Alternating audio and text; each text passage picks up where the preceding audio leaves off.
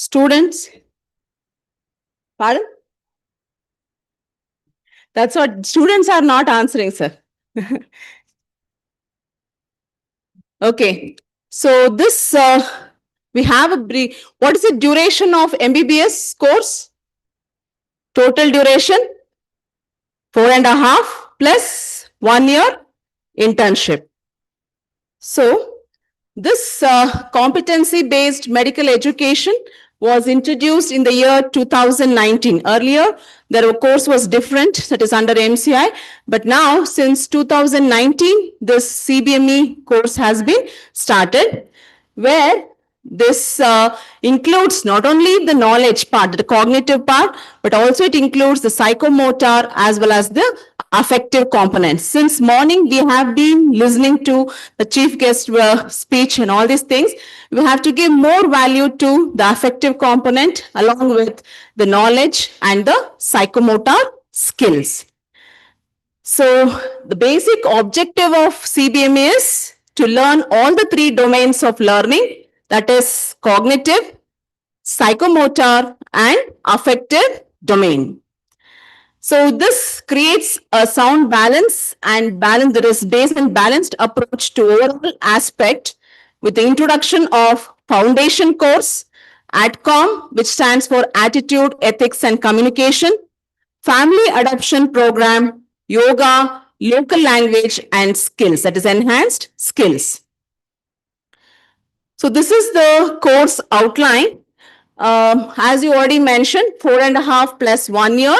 So first year, that is phase 1, starts from September, and it is for a duration of 12 months, which includes along with the final exams and results. Phase 2, again, it is a duration of 12 months, which starts again probably in month of September. And phase 3, part 1, which also has same duration of 12 months.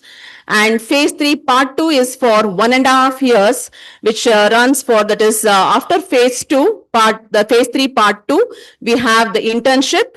The next exam, that is still NMC has not been clarified. So it's in a doubt. Hopefully, it might be introduced for your batch. So having known that is the basic phase 1, phase 2, and phase 3, part 1, all these phases, we have certain subjects which has to be covered in phase 1. So in phase 1, we have, that is the foundation course, which runs for a duration of 6 months, or it can be also covered within 15 days. So foundation course and human, that is anatomy, physiology, and biochemistry are the 3 core subjects. Along with this, we have early clinical exposure, ADCOM, and along with this, we have the family adoption, introduction to, that is community medicine also will have, that is the take some theory classes. Along with that, they have the family adoption program, and humanities will come under phase 1. In phase 2, we have 3 again core subjects, pathology, microbiology, and pharmacology. Along with this, we have the clinical subjects introduced into this. That is, one is, that is forensic medicine and community medicine will be there in phase 2. And along with this, we have medicine, surgery, and OBG as the clinical subjects in phase 2. This includes, that is clinical postings, where we have every day, we have 3 hours of clinical postings in the hospital. And ADCOM is one which runs through all the 4 years. So different phases, we have different modules which will be covered by the respective departments. And next, coming on to professional year 3, that is phase 3, part 1, we have basically it is ENT, ophthalmology. Then we have a part of this community medicine from phase 1 to phase 3 we have. And along with that, we have forensic medicine. We'll be taking these exams. Then clinical subjects, medicine, surgery, OBG.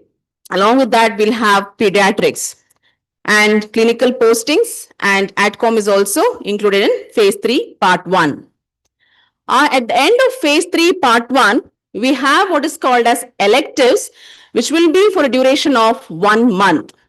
So this includes, it is not the regular curriculum, but apart from the curriculum, depending on the student's interest, we have this elective postings. After this elective postings, we have that is phase 3 part 2, which includes basically the clinical subjects, that is medicine, surgery, OBG. That is, along with that, we have that is orthopedics. Then pediatrics will be there in phase 3, as well as that is part 1 and part 2. Psychiatry, respiratory medicine, anesthesiology, and radiology will also be included in phase 3, part 2. Clinical postings will be continued in phase 3 part 1 as well as phase 3 part 2. So from Monday to Saturday, you'll be having clinical postings 3 hours per day. This is the duration of that is weeks. We divide that is phase 1 into 3 blocks. Phase 1, that is, it is divided into block 1, 2 and 3, which will be having a duration of 15 weeks, phase 1 and phase 2, and last will be phase 3, which includes that is along with the teaching hours, the internal assessment will be there. That is pre-final 2, that is the summative assessment. So you have basically 3 subjects which will be covered in phase 1.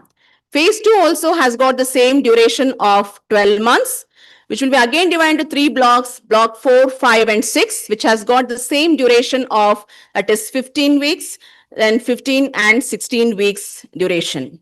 Here, basically, we'll be concentrating, that is other subjects also will be taught, but the core subjects are, that is pharmacology, pathology and microbiology. Phase 3, part 1, we have that is the same duration of 12 months. And here only 2 blocks, that is block 7 and block 8, which carries around 22 weeks each. Here, and the end of phase 3, part 1, we will be taking it as forensic medicine, community medicine, then ENT and ophthalmology will be covered. Basically, it is the exam going subjects. And electives, as I mentioned, at the end of phase 3, part 1. Then after this, we have that is phase 3, part 2, which includes that is 1.5 years duration, which will be divided into 9th block, 10th and 11th block, which includes 24 weeks each.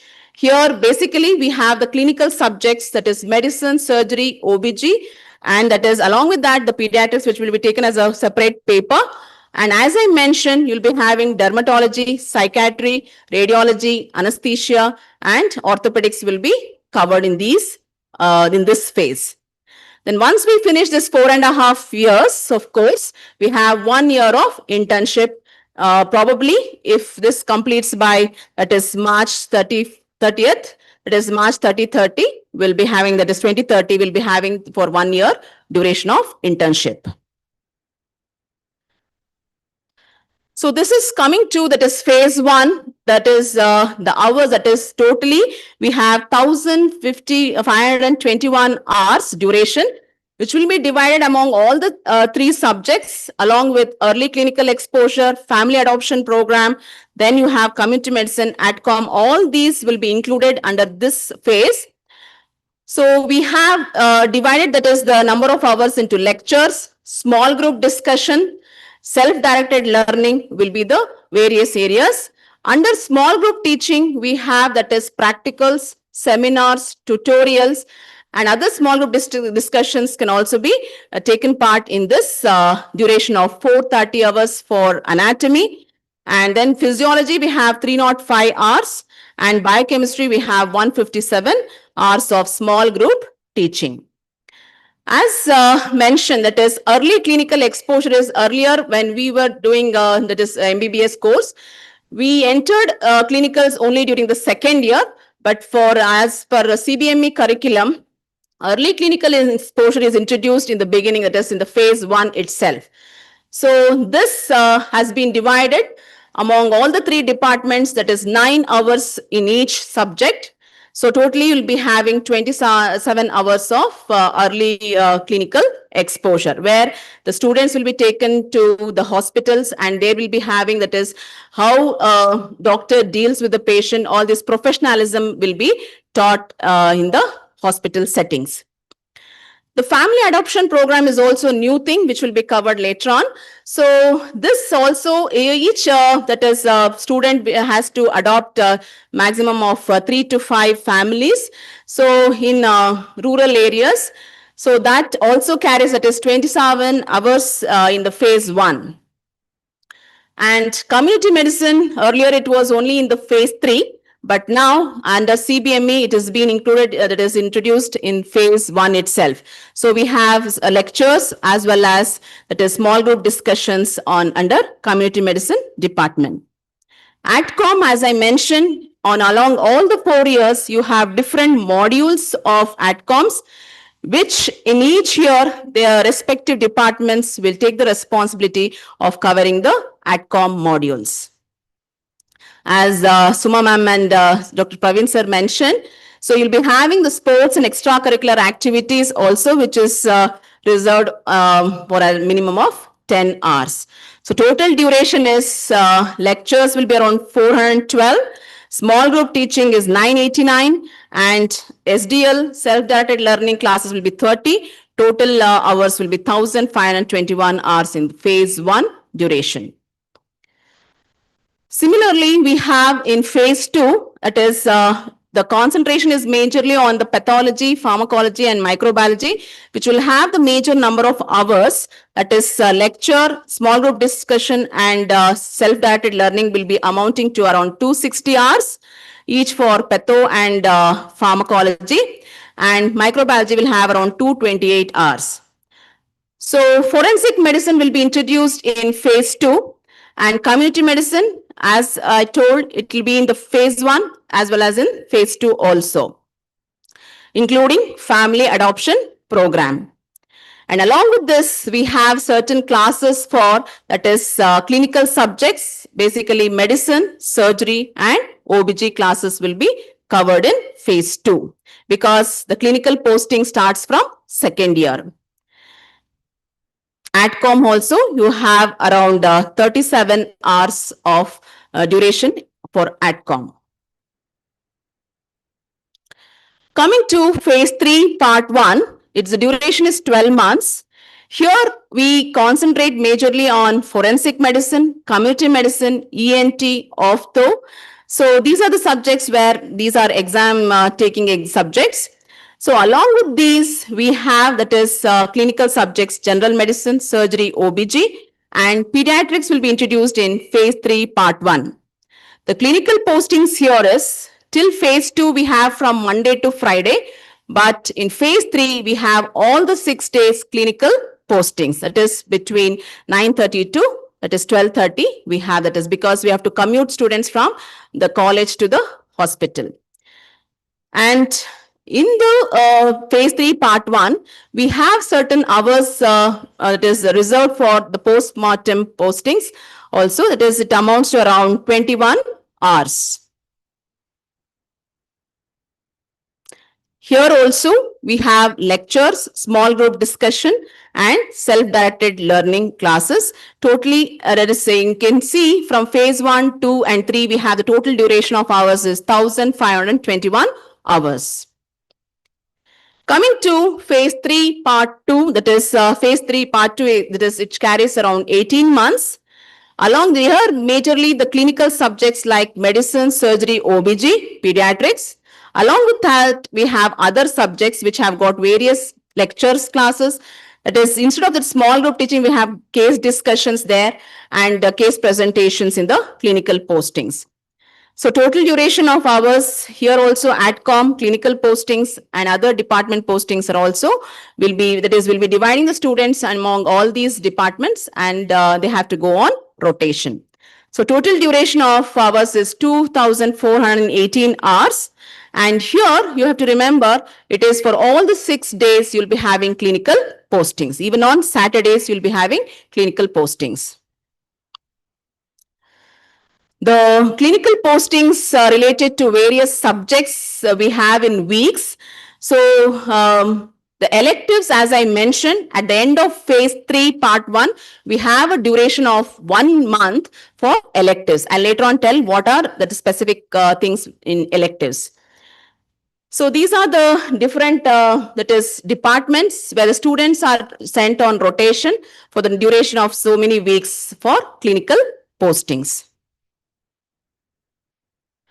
So what does early clinical exposure mean is, it is usually whenever we take some subject, that is suppose if the upper limb or heart discussion, anything is being done in anatomy, the same thing related to clinical case, they can be asked to present the clinical case. There will be integrated modules where there can be classroom teaching, or sometimes the students have to be taken to the hospital to see what the doctor does to the patient, how the patient, that is doctor, communicates to the patient. All these things will be learned, that is enhanced skills will be learned in, that is for early clinical exposure. So it is the application and correlation of principles of basic science as they relate to the care of the patient. So it will be usually in the theoretical part in the lecture halls, or it can be in the clinical side, that is basic skills in interviewing patients, doctor-patient communication, ethics and professionalism, critical thinking and self-learning. All these will be taught at the hospital setting in early clinical exposure, which runs among all the three departments, and the faculty will be in charge to carry out this early clinical exposure. Along with this, we have humanities workshops, which will be merged with the ATCOM modules itself. Electives, as I told, the regular curriculum is there, which has, that is first year you have to study this, second year like that. Apart from the regular curriculum, some of the interests, it is based on the laboratory interest or research interest, the student can have, that is interest in electives. They can choose whichever part, that is either in the laboratory procedures or in the clinical side, they can choose this electives. Each department will have certain electives apart from the curriculum, which has to be selected by the students and which has to be carried throughout, that is 1 month duration. The aim of adding electives is to allow flexible learning options in the curriculum and may offer a variety of options. The student can choose the options whichever he wants, including clinical electives, laboratory postings, or community exposure in areas that students are normally exposed as a part of regular curriculum. It is not the regular curriculum. Apart from the regular curriculum, these electives are separately done.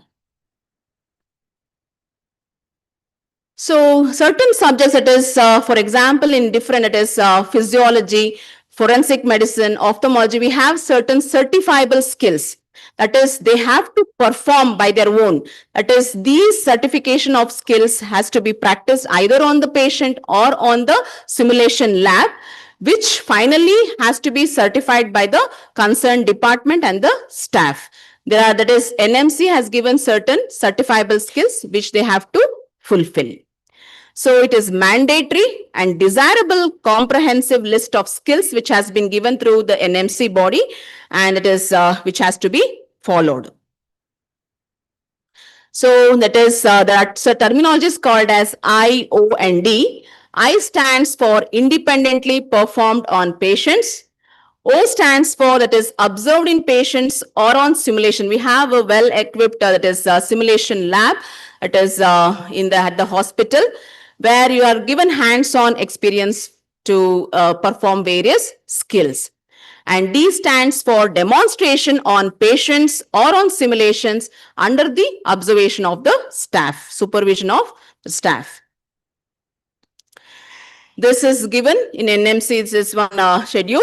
So these are some of the general medicine that is certifiable skills where they have to perform independently, and they will be having a duration of around, that is during their postings, they'll be trained for that, and they have to perform all these skills depending on the various departments.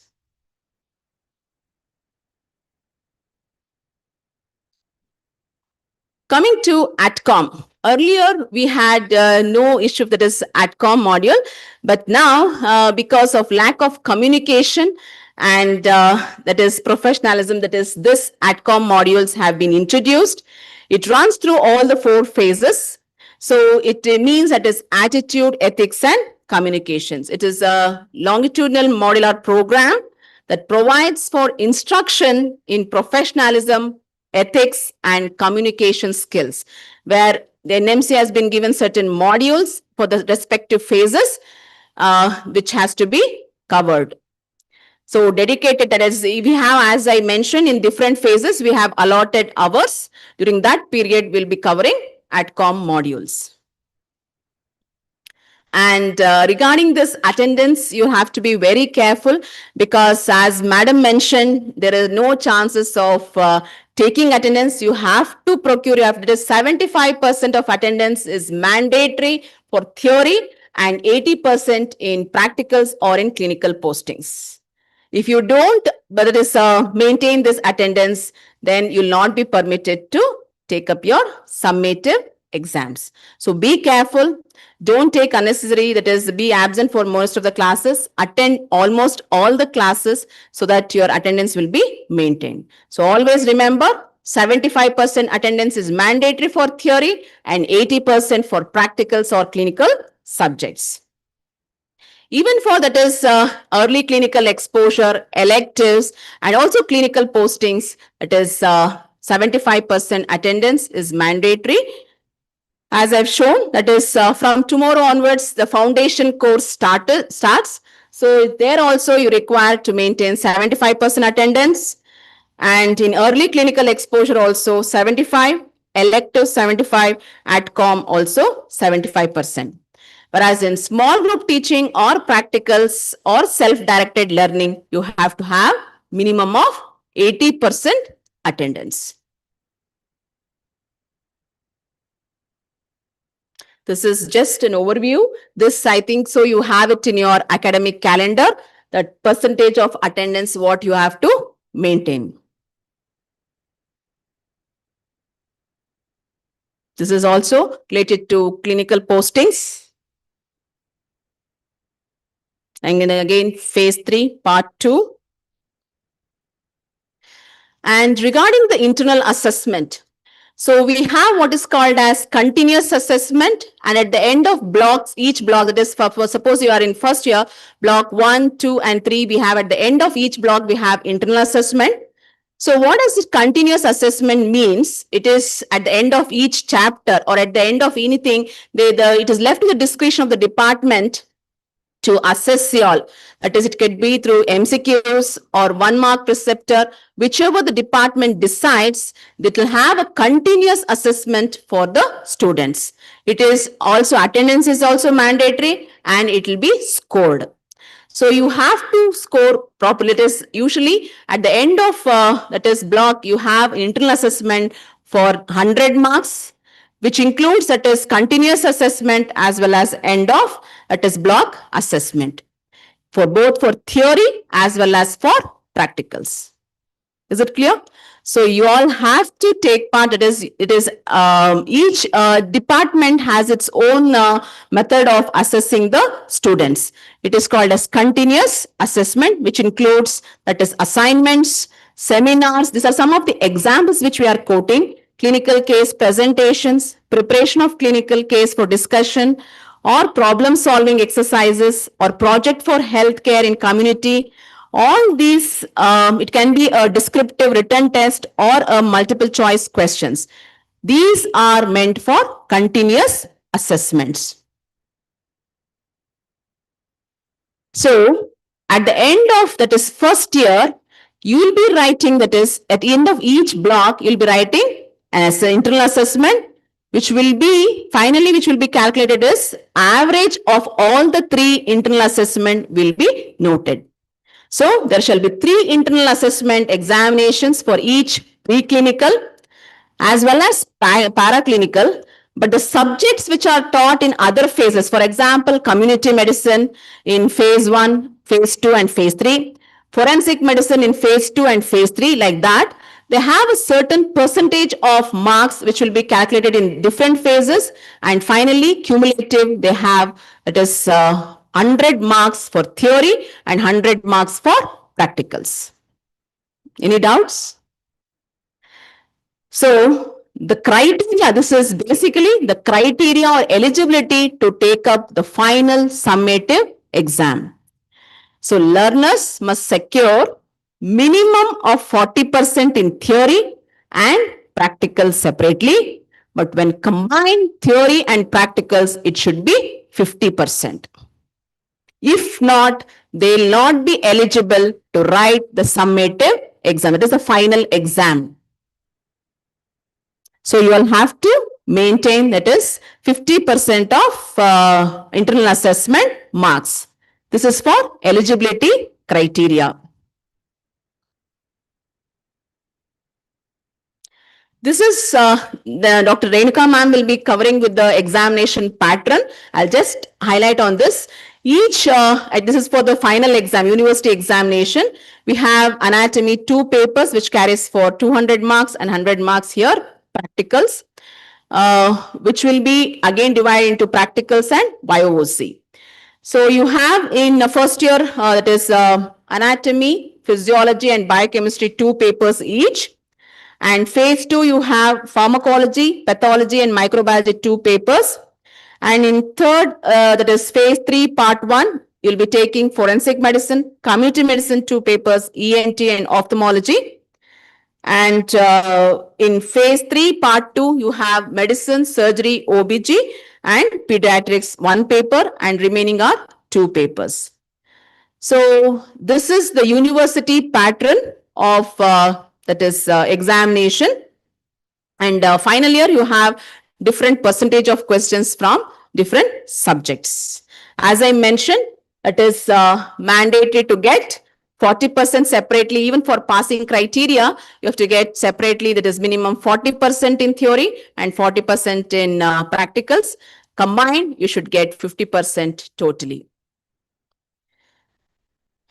Attempts. So, if a student fails in first year, so he'll be given a chance, that is the supplementary exams usually will be conducted within 30 days of after the results announcement has been done. That is first year, exams are being conducted and results will be out. Within 30 days after the result, the supplementary exam will be conducted. For those who have got attendance eligibility and also internal assessment eligibility, only those will be eligible to write the supplementary exams. A minimum of 4 attempts will be given for them to clear the first year.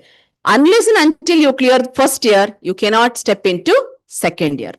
Okay. Once you enter the second year, then later on till phase 3 part 2 you can go on, but provided you have to complete your, that is phase 2 exams, that is all the subjects before phase 3 part 1 and phase 3 part 1 subjects before you take up phase 3 part 2 exams.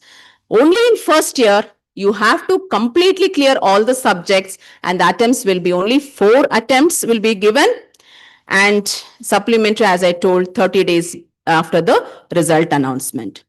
And the total duration of the course for an MBBS, that is a student to finish, it is 10 years completely. It is usually it is 5.5 years. Suppose if they lag behind, it is 10 years to complete the course. And dress code, as it is usually we don't allow any shorts, short tops, all this, that is for girls we have to have, that is kurtis, that is below knee, chudidars, saris also permitted, and you should have your hair combed properly and tied up. And once the white coat ceremony is done, you'll be wearing aprons. So wear clean and neat aprons should be worn. And don't wear your aprons outside the campus. So within the campus and inside the hospital, it is compulsory. You have to wear aprons, ID cards, and that is mandatory. Nameplates also will be given for you all. So no jeans, t-shirts, or no short tops or crop tops should be worn by girls.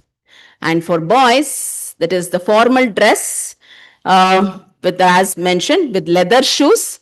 Don't wear, that is, sports shoes or slippers Nowadays, we have seen Crocs considered as the, please don't wear Crocs also. It is only leather shoes which has to be worn and no t-shirts and jeans. Only formal dress with hair trimmed and well groomed. These are some of the requisites which is necessary for you all. Thank you and welcome once again to JSS.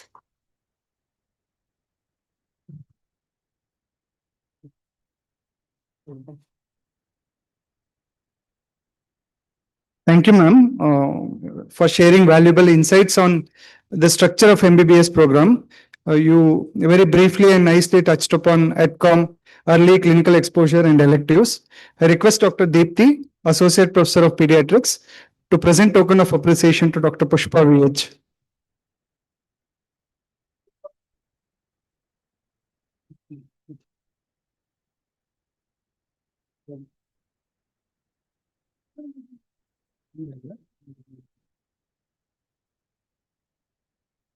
Now I invite Dr. Renuka M, Deputy Controller of Examiner, JSS-CHAR, to elaborate on university rules and regulations regarding attendance and examination. Ma'am, please welcome.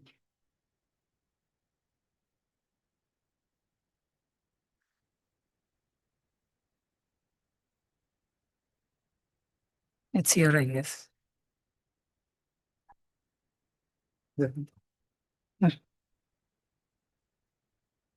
Dilemma things.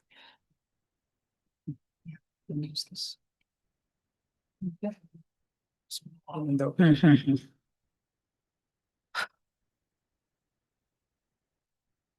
A very good afternoon to all parents and dear students. I take this opportunity to welcome you all from the exam section. And I'll make my presentation brief, but there are a few things that you all should know about the way evaluation goes. So the purpose of the presentation is to highlight the objectives for conducting university or year-end examination, and then to define about attendance eligibility criteria, which Dr. Pushpa has already mentioned, and then internal assessment criteria eligibility again done, and then highlight salient university exam features with respect to theory and practical exams. Okay, so the objectives for conducting university or year-end exams. Of course, if any of us are asked whether we need exams or not, we would just say no, right? But then where do I stand? How much do I know, right? Only then you can realize where you stand and then move forward, right? So that is a purpose, I think, in life, everywhere, it not only in the university. So it's the same here as well, right? And here it's not just a knowledge domain, unlike other course where you just ratamar, whatever you say, you just by heart things and then go and give exams and then pass. No, it doesn't. So here, apart from the knowledge, you need to, get a minimum level, acquire a minimum level of skills, ethical and professional values, right? I think that is where we all have a commonality amongst us. So these are some of the other variables, the weightage that is given in medical profession. So you need to acquire this, and it's very important is to become a very good Indian medical graduate, right? So each of us graduate from different colleges at different point of time, but then there is a minimum requirement across all the colleges. So we aim to see that our students at the end of 5.5 years, when you go out, you at least, try to satisfy those criteria. And I think my work is made easy, like mentioned by Dr. Pushpa, attendance eligibility criteria, 75% theory, 80% for practicals. And of course, remedial measures only if more than 60%. It means like due to some reasons, like this 75% includes your illness and wellness, okay? Don't think like when I fall ill, I will cross this 75. Please be assured, like we do fall ill. That is all part of that 25%.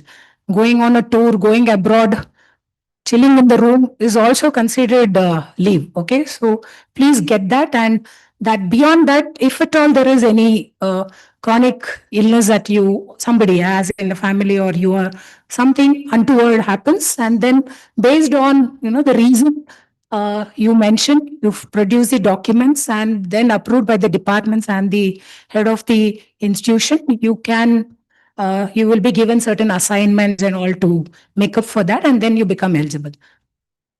And attendance, I think they have already said. And there's no excuse for shortage of attendance. Please make it. It's not like I said, a degree college. You have to come here, right? Each day is unique. Take it from me. Each day is unique right from the moment you step into the college or the hospital. Every moment you are learning, everybody is teaching you something. Every circumstances is putting you, molding you. So you will only realize when you're at the end of 5.5 years how you feel, right? This is the same hall, I think, or maybe in the grounds where we'll have the convocation. And that is a day you will, when you look back, you will feel, yeah, I am in the right place. And again, this is mentioned for the percentage, 50% overall you have to get to be eligible to write exams. And this is also mentioned like your first, second, and third year is of 12 months duration, includes the exam. And the final year is of 18 months. And then 1 year compulsory, 365 days attendance for internship, right?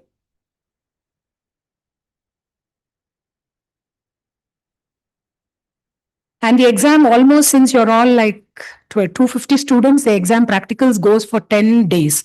Solid marathon of not more than 25 students in a day. So we take around 10 days. The batch, different examiners will be, taking exams for 3-4 days on an average. So naturally, the conducting an exam itself takes about 20 days or 25 days. So inclusive of that, your first year will be 1 year. So the time starts now, right from today. Okay. But still, I think for the next 1 week, just try to understand the surrounding, get to know people around. So it's not just textbooks here, right? There are a lot of other things that you need to connect to before you deep dive into your textbooks. And coming to university exam notification, internal in exams, department wise, the college will display those schedules. And for the university, it's not just overnight, we say tomorrow is exam. We give 45 days before there is a notification, and application is released 30 days. And then there is an admit card which you can collect it from the college office. So this is a schedule which is very routinely done. Things are in place, and you will not have any issues with this. And we have a website, JACE's uni.edu.in, where if you go into that, please remember this website for all parents as well as students. And once you get your register number, share with your parents because they can log in and they can see your results.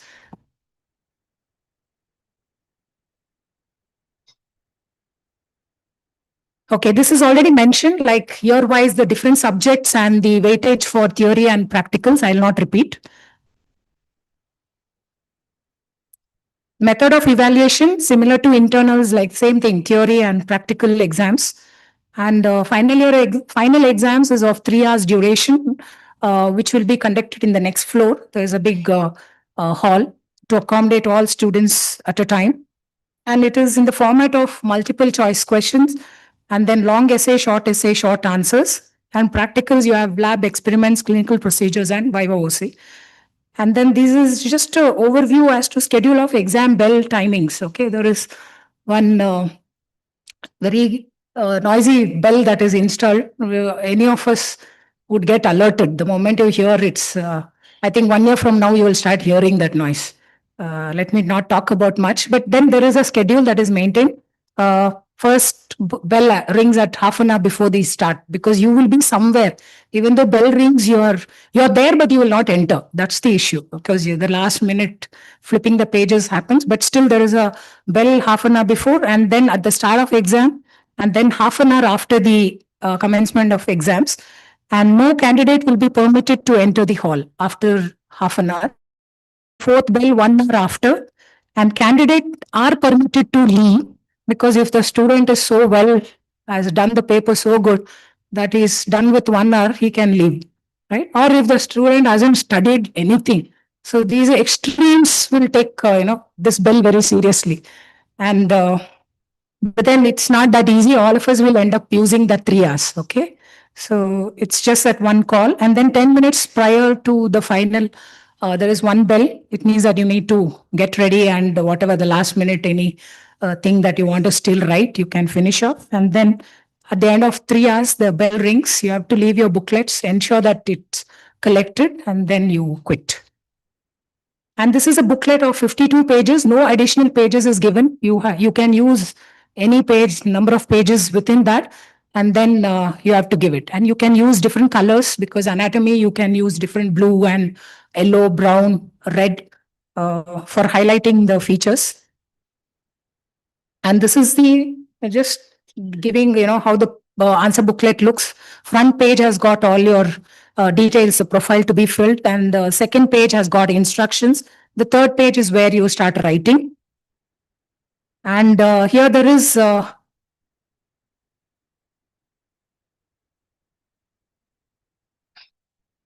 okay, I think you all can see there is two strips, barcodes, which are put on the page 1 and 3, which is a coded thing, slip placed on both. Same numbers will be there. And once the exams are written, when it reaches the exam section, the first page is removed, because to remove the identity, and then all the other pages are scanned and then uploaded for valuation. Okay. And this is just about it. And yeah, here it's the same thing, barcode, and now even we have a QR code. The purpose is, suppose in case some paper is lost somewhere and somebody retrieves it, by scanning that we'll know particular person, like Aadhaar number, the candidate ka that page. Exactly, it will try to give us the ID. And the importance of marking the answers which you have attempted, very essential. Otherwise, you would have written, the examiners may overlook and you may not get marks. So better is, at the end of the exam, just mark which all you have attempted, cross which you haven't attempted. And this is instructions, general instructions, which you can just read before you start your exams. Like any other exams, write your name in capital letters, register number, date, and degree, and all those important information about yours should be written. And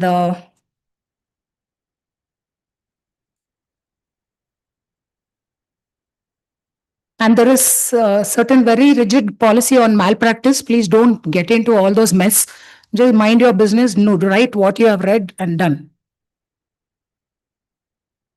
And then this is what just a mention of, like, cross the ones which you haven't attempted.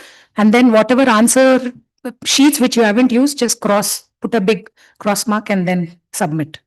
And there is MCQs which you have to attempt, around 20. And ensure that you don't write beyond that line mentioned, otherwise it doesn't get scanned. And then malpractice, please don't do any adventures here, because the cameras are very strong. It can capture high resolution cameras are there. So just do your job, and don't put all those symbols, something which it only, makes a page very attractive but has no meaning. And in fact, you will end up losing your exam opportunity. Don't put any such things. And putting your register number some corner, thinking that it is not visible. People who scan, they will say, ma'am, it's all here. So that we'll have to separate the pages out. In fact, it doesn't fetch even 1 mark extra. So just remember that effort is useless. So zero tolerance to misconduct. And there are various checks happening, like physical frisking at the entrance, and then invigilators for every 25, 30 students. CCTV surveillance is there, and surprise squad visits to the venue. And then punishments can be a monetary fine or being debarred from the exams. And there is a system where the controller can sit in his chamber and have a look at all what's happening in the exam halls. In fact, I think I'll not take much time. Actually, there's a video where you can, in fact, zoom into a level where I can also read what a student is writing. Okay, that's the resolution of the cameras. I think since the time is running short, I will not show the video. Yeah.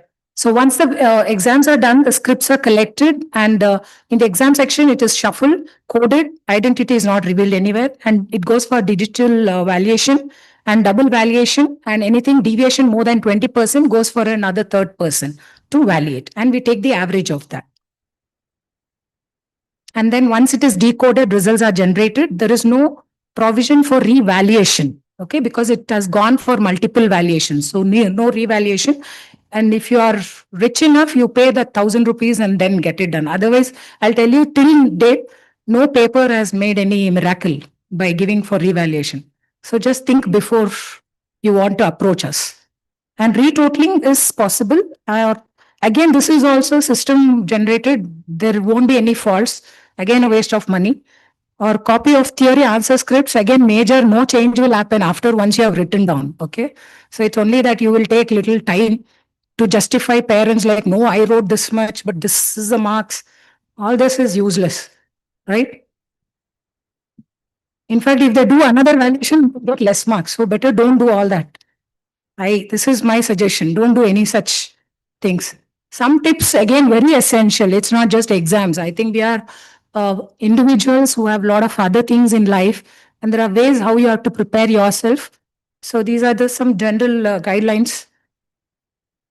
So be aware and don't run in the last minute, of barging into the exam halls. Take time, take rest, go through the timetable and read the paper which is going to happen in the morning. Okay. Not the next one. Of course, it's not like unlike other courses. There are many papers. Here it's very simple. Anat, physio, biochem, I think that's field.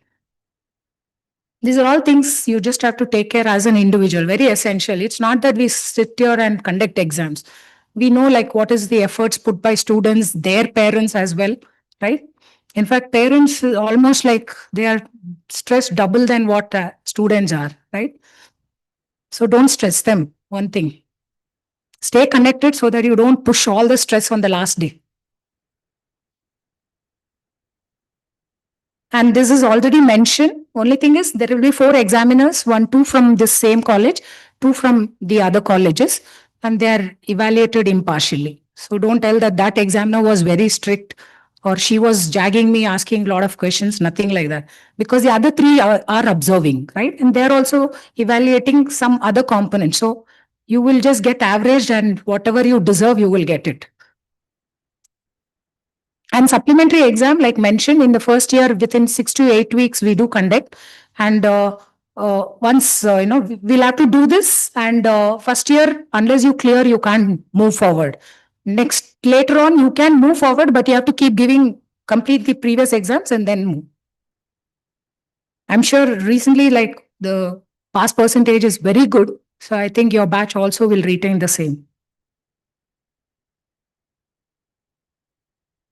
And even if you write one attempt of anatomy and not take bio and physio, it is one attempt. So prepare yourself. You're taking all the 3. Balance all the 3 subjects like a tripod and then go and write. This is already mentioned. So 10 years is the time. Earlier it was not there. So it's good that at least they have defined. Otherwise, some people, almost like I'm in the verge of retiring and there are students who are yet to pass. So I was only telling, please pass before I retire, Such things shouldn't happen. Let them, there are people, the old scheme students. This is just to say like how efficient is our team, right? So this is just to say like 23, 24 exams being conducted. And within 39 days and 22 days, we had a supplementary exams. 22 because the students were ready. So we said, okay, fine. When you are ready, why not? We are always ready. So we did the exams and within 2 days, even before you reach Delhi or Mumbai, your results are on the way. Okay. So that is the back end preparations that goes on. It's getting, the whole process is happening and the results are as early as same day afternoon, not for MBBS, for other courses. So matter of question paper leak, this word I think I should not even mention because it doesn't happen here. So anybody says something like that, just say that don't fool around here. You're wasting my time and I can't, spend on those nonsense. And the results, as I said, it's available on the website. And this is the criteria of, placing yourself. 75 and above is first class with distinction, 65 and above is first class, 50 to 65 is second class. And if you attempt not passing in the first attempt and you attempt later again, then you get a pass class. It's mentioned like that. But of course, this is not the criteria in life. This is just made up by all the universities or whatever. marks does not define what you become. Okay, you're much more than marks. Just remember this on day one itself. Okay, so I think many of you or the parents do have this DigiLocker, and I think even the youngsters do have, where you can keep your Aadhaar and all those DLs and all. Soft copies are available. And the same thing is why I'm mentioning is even our degree certificates are getting uploaded. So right from 2008, all the degree certificates are uploaded. So you can retrieve it and whenever or wherever you want to produce. And so this is one Uniclair app which is there. I think when you go home, you still have time, because unless they give you the university register number, you cannot do this. There's one is known as Uniclair app.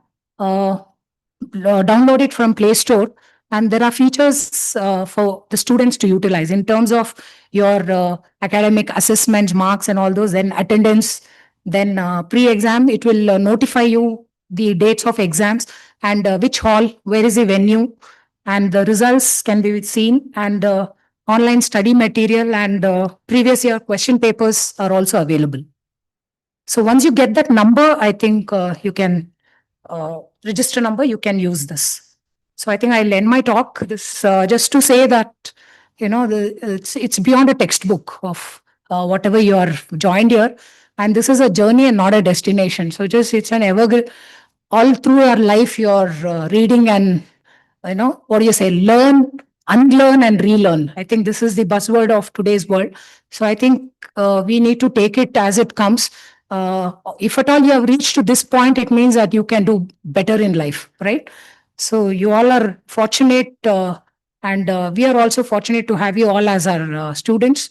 And anything personally, also I'm available in the campus. You can contact me for anything. Apart from even academics, I'm there for you. And just to say that there are a lot of things in life that we need to enjoy, right? So it's starting from anatomy to a good sleep. I think all is important. And the main highlight being in Mysore, I think you're all in the right time of witnessing Dasara here. Of course, the rush is intense. In fact, even I haven't gone to the streets in the evening. Otherwise, better not take any vehicle, just walk. I think it's that intense in the evenings. And Chamundi Hill climbing is something you all should experience it when you're here. And of course, Mysore is a very peaceful place. Go on a walk. And then, of course, some treks around. You have Markera, which is just 100 kilometers from here, a place to explore. And of course, basically, the life offers is what you need to be prepared for it. And then identify what is the purpose of you being here right now. And then ensure that your well-being is taken care. Thank you.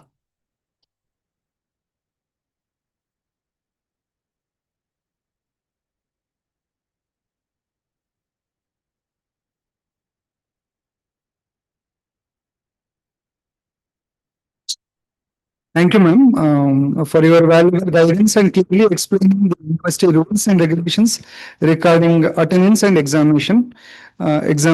I now request Dr. Vijaya Vagesh, Associate Professor, Department of Physiology, to present token of appreciation to Dr. Renukayam.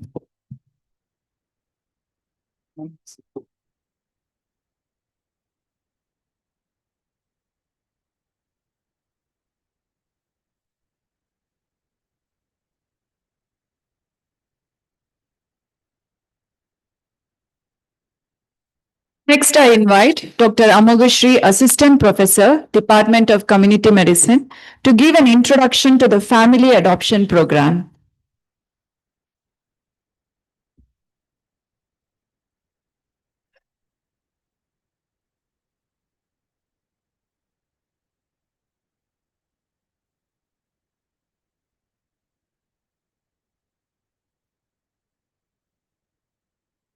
A very good afternoon to one and all. Myself, Dr. Amoga, from Department of Community Medicine. So before going to curriculum of family adoption program, I want to brief how this was started and when was it started. So National Medical Commission, which was formerly known as Medical Council of India, it is an undergraduate medical education board, decided in a meeting and they came up with new competency-based medical education, that is from the batch 2021-22 onwards. And this curriculum was being implemented with the objective of covering main domains, that is cognitive, where you'll be acquiring knowledge, affective, That is, you'll be getting the positive attitude and psychomotor. You are learning through the skills. So certain islands of this curriculum-based medical education includes early clinical exposure. So they expect you to have clinical exposure starting from the phase one, self-directed learning, tips, family adoption program, yoga, and also as mentioned earlier, it is a continuous assessment. So curriculum of family adoption program. So what is the need for this program? So as per the statistics of 2020, around 65% of the population resides in rural area. Despite the presence of adequate medical supplies, they're not able to get to the healthcare facility. This is because there is a lack of health literacy among the population who resides in the rural area, and there is an ignorance about their symptoms, disease, communicable and non-communicable disease, workforce shortage. They don't take a leave from their work because most of them will be a daily wage worker. If they take leave for one day, they'll be losing the payment. And also difficulty accessing healthcare facility. So as I mentioned, more than 50% of them are residing in the rural area, but majority of the healthcare facility, specialized healthcare facility, that is present in a urban area. So traveling from rural to urban, again, it is a question. So there are certain barriers. Because of that, they are not able to access to the good healthcare facility. So under this program, this addresses all the issues, like by providing community-based training to the budding healthcare professional, that is you people. So you will be get trained in the community itself, in the village, by adopting the families, and you will be guiding them by providing a health education. So you are going to create the health awareness, increase in the health literacy among the rural population. So what is the main of this aim of this program? It is to provide experimental learning to medical graduates in community-based healthcare and also enhance equity in health. So for example, in urban area, there is a specialized hospital. So whoever stays in urban area, they have an access to go to the hospital. But what about the people in the rural area? Definitely they cannot come here, right? So we are going to their doorstep to the village and we are providing the healthcare. That is the equity in health. So under the program, this is the main aim. And moving on to objective, it is to orient learners towards primary healthcare. Now, what is primary healthcare? It is nothing but an essential healthcare. So when we say essential healthcare,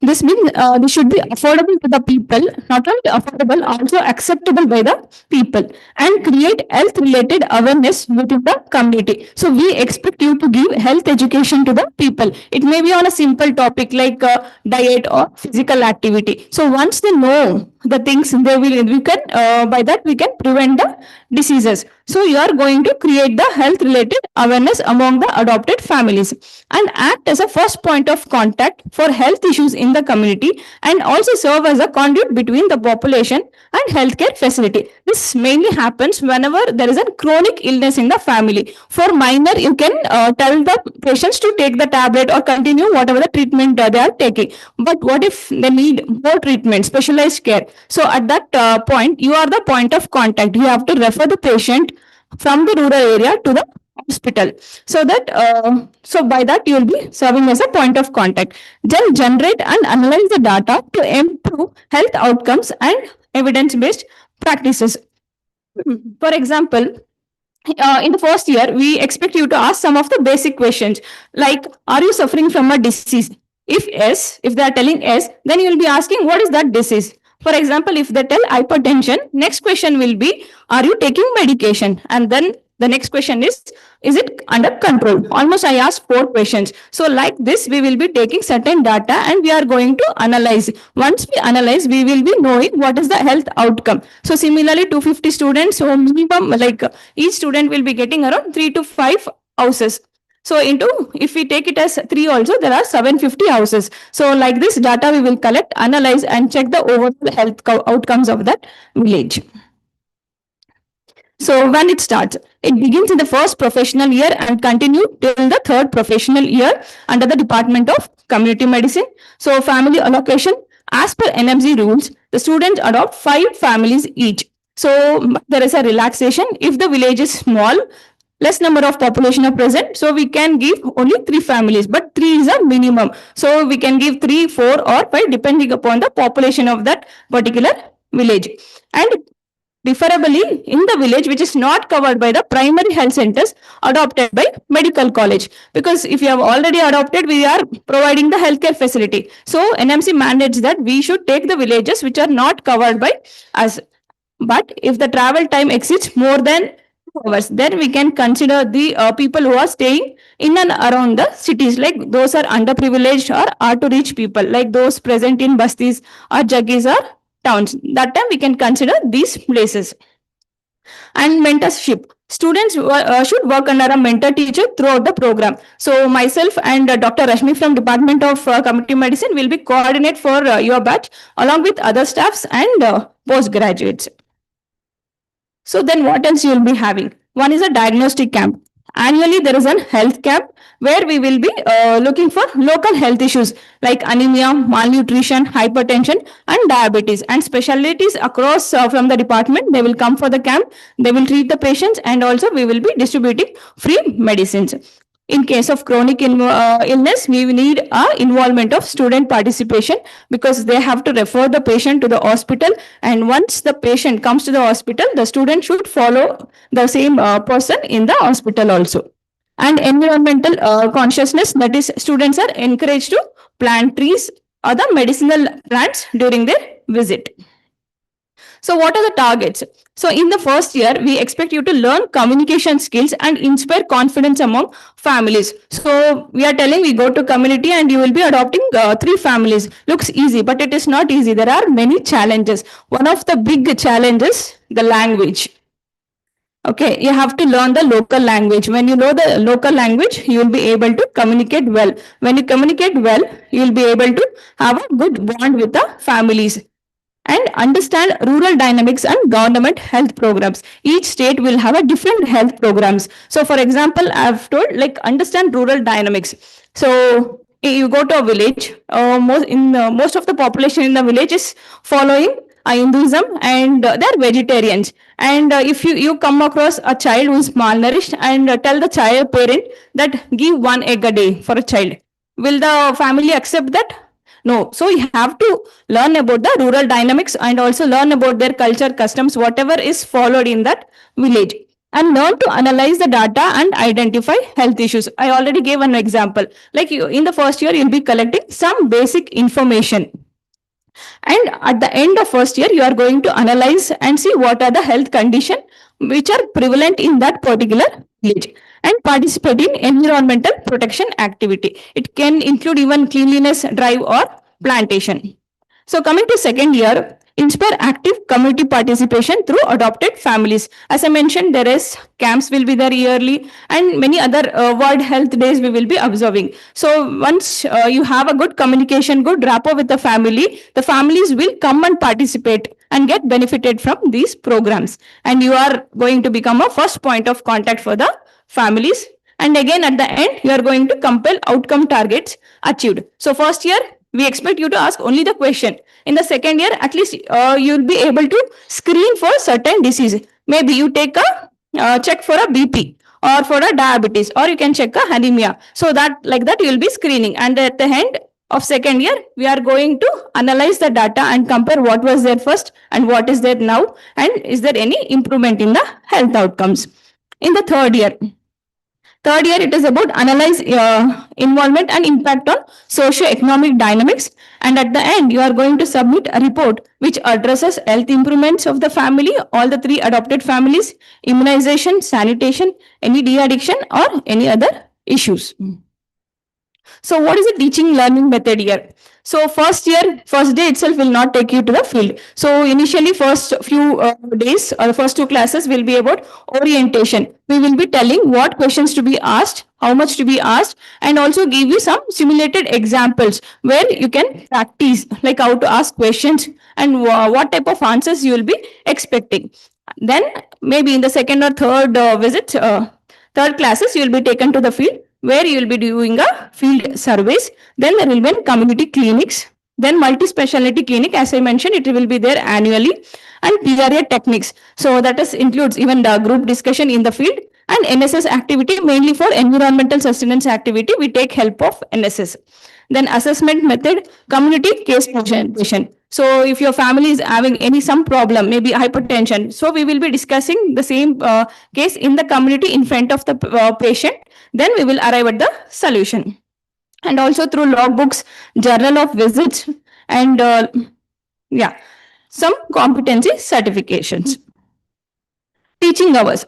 In phase one, there will be number of visits will be 8, each of duration of 3 hours. So all 8 classes will not take you to the field as I mentioned. So first will be for orientation, again last will be for presentation, whatever the data we have analyzed. Similarly, in phase 2, there are 8 visits, and phase 3, 12 visits.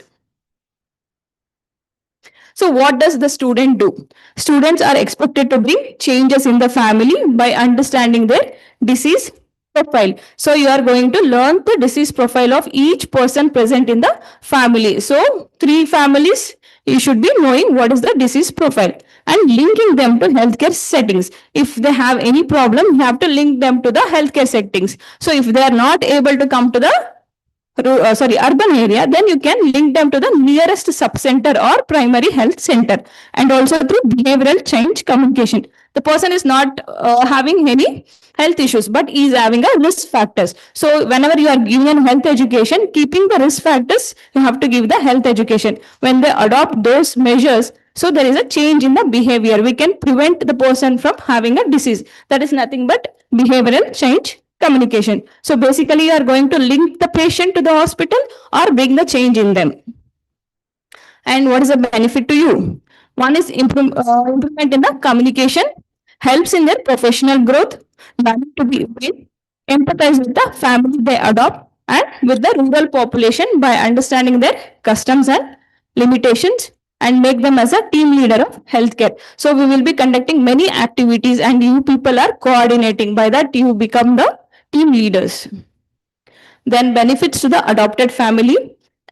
As you are the first point of contact, they'll get easy access to the healthcare settings and early diagnosis. So first year you go to the family, you ask questions, is there any disease? They will tell no. Second year you go to the same family and you will screen for certain diseases, and you will get to know that the patient is suffering from the particular disease. That is early screening or early diagnosis. Then you can refer the patient and go for a regular follow-ups.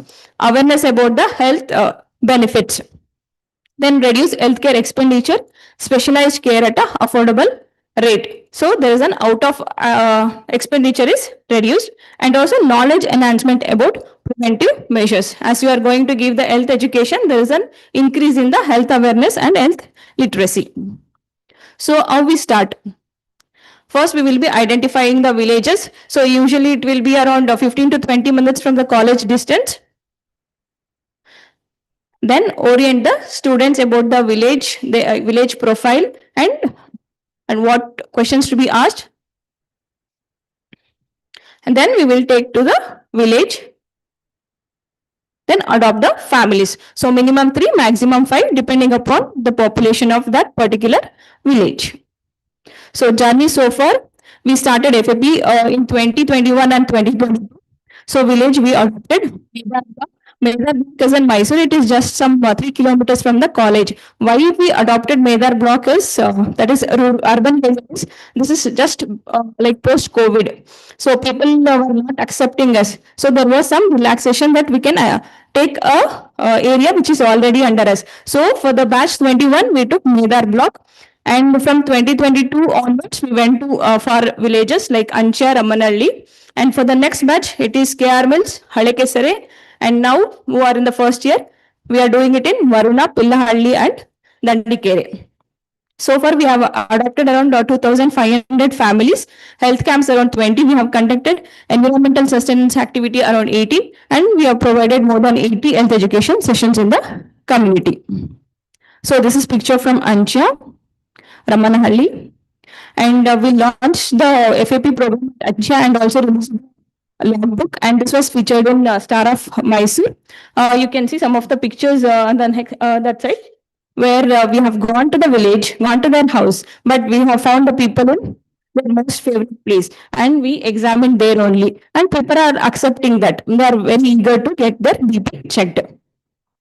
And in the last photo, it is from the camp. Students have brought their families for the health camp. And this is from another annual health camp. And we also observe certain days which are important, like World Hypertension Day, World Health Day. We get involved the students. We tell them to make a posters and do a rally, and all that was also featured in the few newspapers.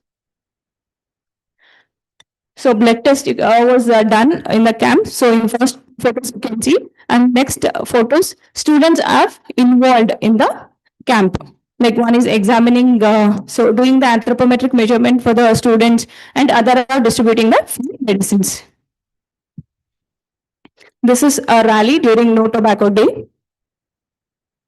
So moving on to environmental sustenance activity, seed to plate concept was there. We have given the seeds which are like mint, coriander, and all of it. Grow bags. So you ask what was the need to give the plant grow bags, because this was done in an urban area. So they will have variety of places. So the year if we go and give, they will ask where should I plant. So even we gave plant grow bags, and reduce plastic, protect health, the future. So under this program, we collected the plastics from the houses and we distributed cotton bags, and also cleanliness drives the village. And we distributed some tulsi plant in coordination with NSS. And there is a plantation drive in another village, again in coordination with NSS. These are some other pictures from the camp. Thank you.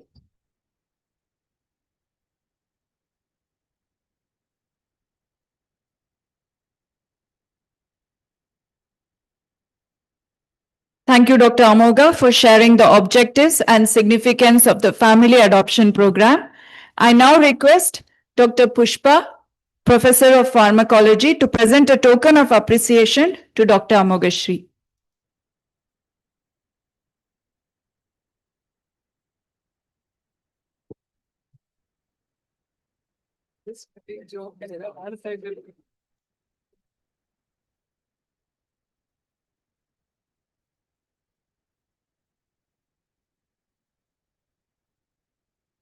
Shall now hear from Dr. Vijaya Vagesh, Associate Professor, Department of Physiology, who will be giving us an overview of the mentorship program.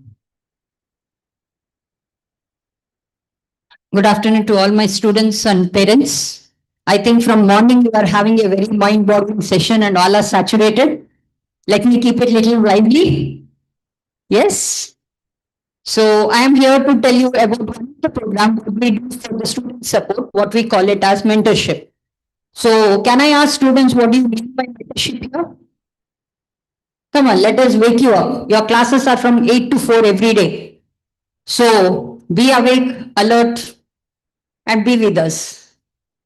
What do you mean by mentorship or mentoring? Come on, all my new students. You should answer us no, so we does know. I didn't get you. Guidance. Okay. You need guidance in what? Studies. Yes. Then from parents. What do you expect in mentorship program from a faculty of us?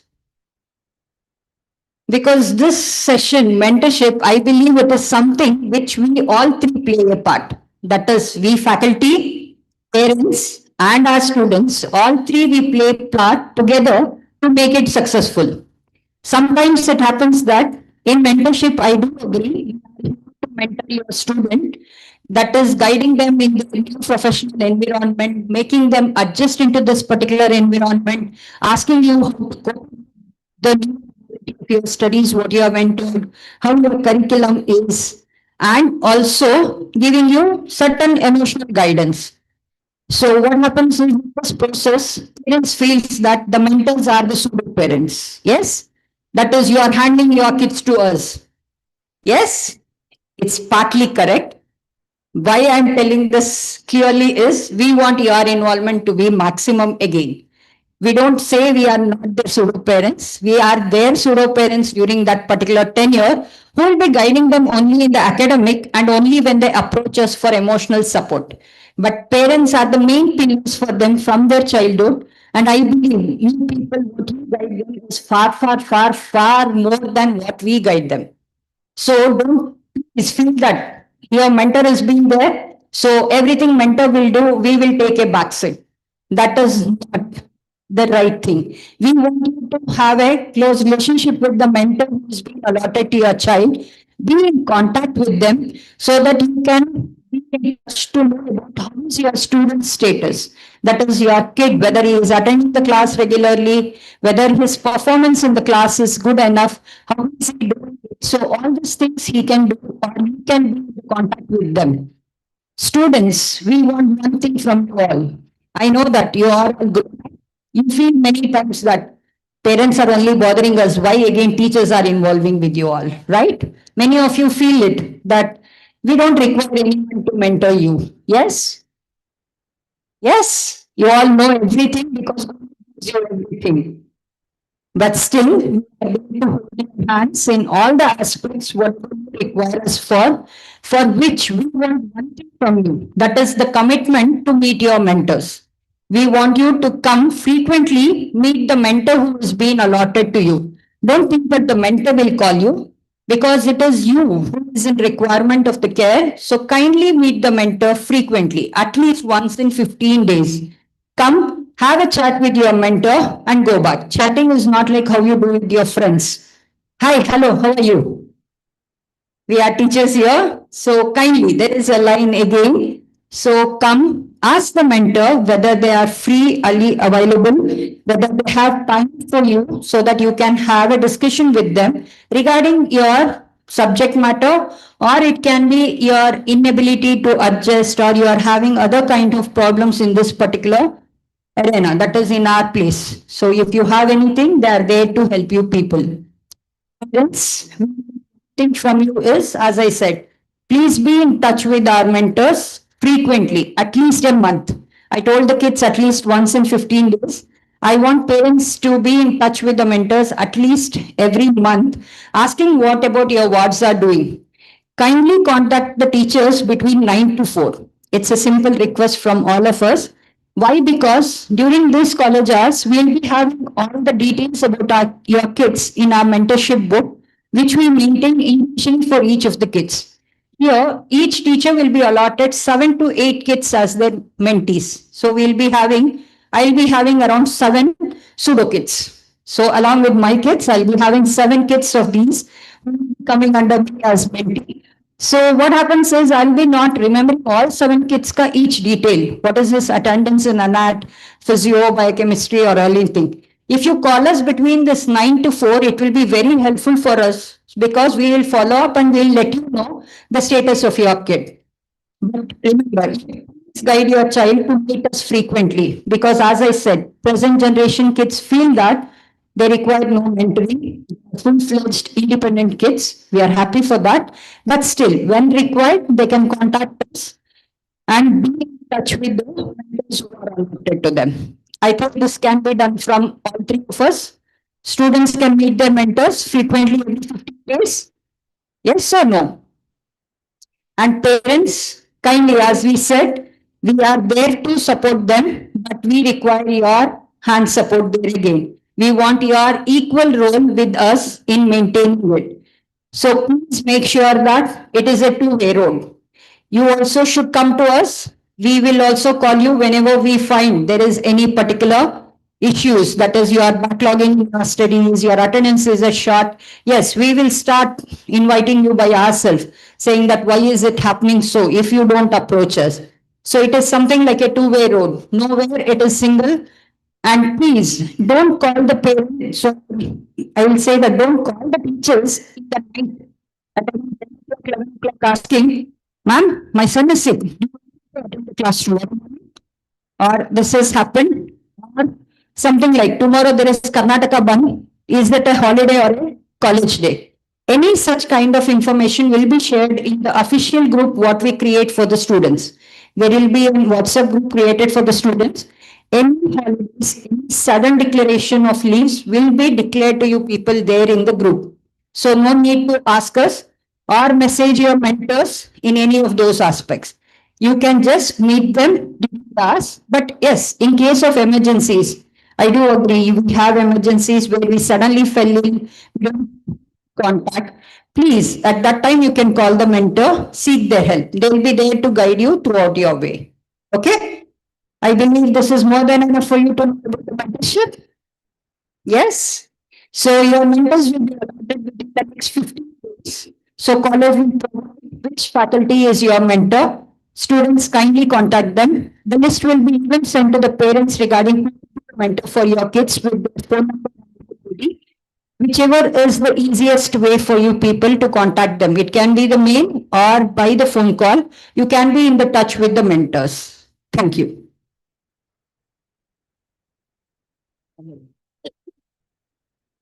Thank you, ma'am. That was really brief and what exactly to be messaged has been given clear message.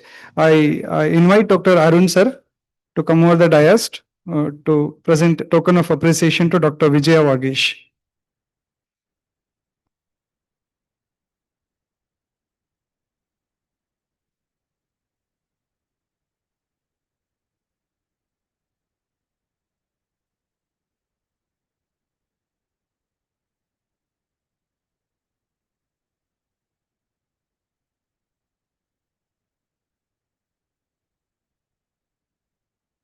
We have come to an end of basically brief introduction sessions.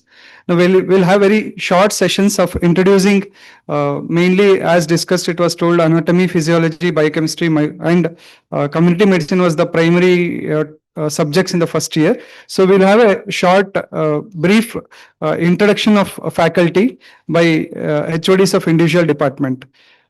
Starting with the Department of Anatomy, I invite Dr. Vidya CS, Professor and Head Department of Anatomy, to kindly introduce her faculty members.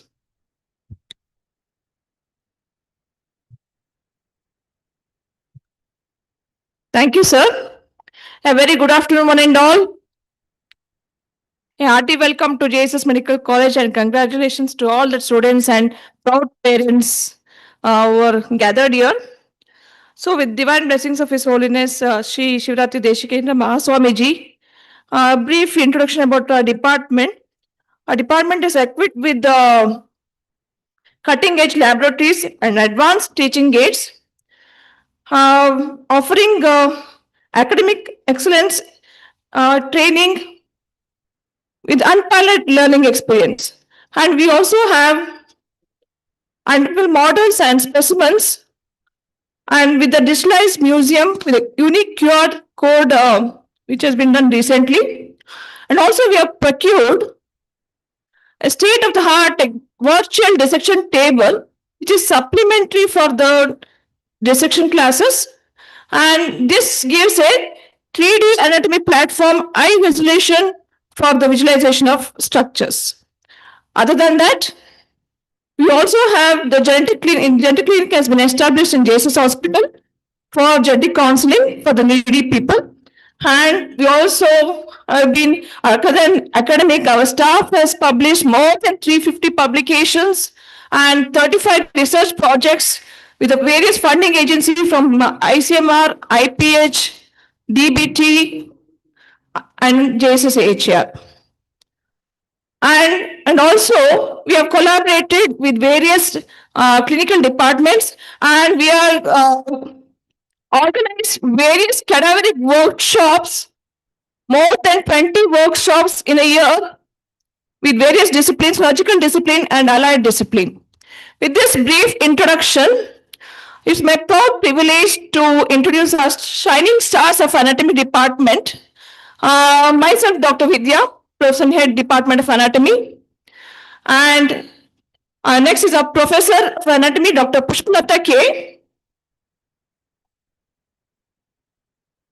who is co-convener of MU and IQC Dean of JSSHR, Famer Fellow, and passionate in medical education. Dr. Deepa Bhatt, who is in official leave. So she's a genetic counselor, student research cell coordinator. So we'll be introducing shortly. And we have Dr. Najma Mobin, associate professor, who's ECFMG coordinator and who has completed PhD and pioneer in plastination, and she has been awarded with Best Research Paper and various other awards. We have Dr. Ema Malini, Associate Professor, a senior academic teacher with more than 25 years of experience, and received Best Teacher Award for 2 years in graduate reception. Dr. Shiv Prakash S., Associate Professor, Nodal Officer for NMC and Member Secretary for Institution Ethical Committee, and also received Best Teacher Award in graduate reception. Dr. Pushpa ND, who is Member Secretary for Literary and Magazine Committee, and she also received award for maximum number of publications recently. Dr. Vinita SP, Associate Professor, who's completed her PhD and who is MSc Program Coordinator and received Best Research Paper Award and National Mahila Gold Medal Award recently. Dr. Rashmi C. Goshi, Associate Professor, pursuing PhD and been expertise in fascination and also received the Best Teacher Award from the Global Health Award. Dr. Poonam DN, who's most favorite teacher among students, and is a department NAC coordinator and very committed teacher. We have Dr. Uma Shivnal, assistant professor, a great academician, and she is also BSc Allied Health coordinator and handles all the courses. Dr. Shweta K, she is absent, a senior resident, and Mr. Manjunath, our own alumnus pursuing PhD in genetic topic, very calm and composed alumnus of our college. And other than this, we have a bunch of tutors who are MBBS tutors who are not only involved in academic activities, they also in studying for the NEET PG exams. So first and foremost, our own student, Dr. Manas Babu.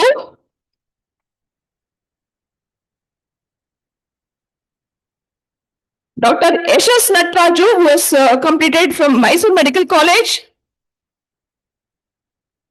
Dr. Babita from Raja Rajeshwari Medical College. Dr. Manjushri from SS Medical College, Davangere. Dr. Takshan, SS Medical College, Davangere.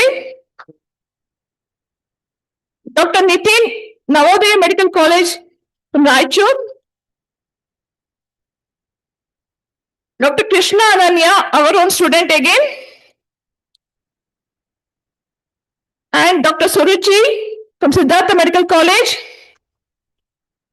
And we have recently joined tutors, Dr. Nagarjun from Vinayaka Mission Salem and Dr. Shashil from our own medical college. These are the shining stars of anatomy department. So most of the time you're going to spend with our own faculty because 2 hours dissection, you come for the every from Monday to Friday according to your batch.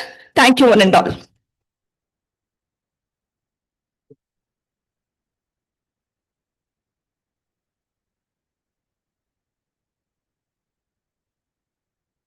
Thank you, Dr. Vidya.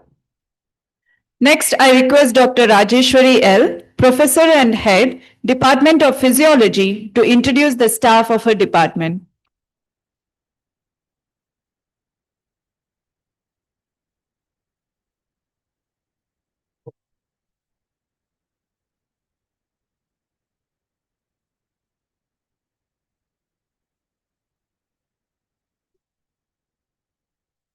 Offering my humble pranams to the Sutturu Guru Parampara, seeking the blessings of His Holiness Jagat Guru Shri Shivratri Rajendra Mahaswamiji. Humble pranams to Shri Jagat Guru Shivratri Deshikendra Mahaswamiji. I, Dr. Rajeshwari L., Professor and Head of the Department of Physiology, congratulate all and welcome you all to the Department of Physiology. Myself, with experience of 25 years and being PG alumni from the prestigious institution feel honored to render my services here.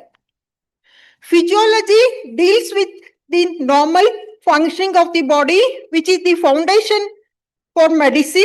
We have a well-equipped computerized human physiology lab and hematology lab with skilled technician and other non-teaching staff. We have rendering clinical services in the hospital with establishment of autonomic function lab. We have a team of well-dedicated faculty to guide.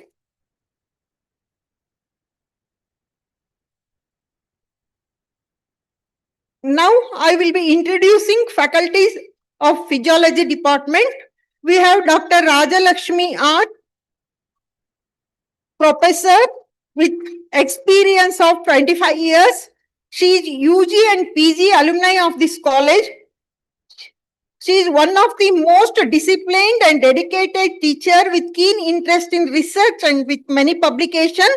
She has received Best Teacher Award from the institution.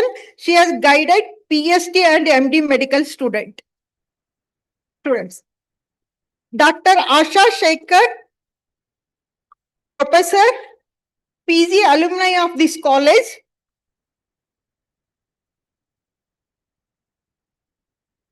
With experience of 25 years, she is a passionate teacher.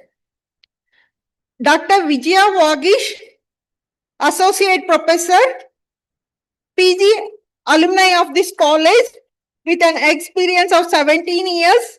She is enthusiastic teacher and also involved in various academic, administrative and clinical activities of the institution. Dr. Priya S.A., associate professor with experience of 17 years. She is very passionate in teaching, implementing innovative teaching methods. She encourages students to carry out small research projects. Dr. Uma Vijay Shankar, associate professor with experience of 13 years. She is both UG and PG alumni of this college. She has also completed PhD. She is authoritative and cordial teacher. Dr. Ramya CM, assistant professor with an experience of 13 years. She is PG alumni of this college. She has also completed PhD. She is very patient and an amiable teacher. Dr. Nagashri, assistant professor with an experience of 8 years. She is UG alumni of this college. She has received Best Teacher and Nightingale Award from this institution.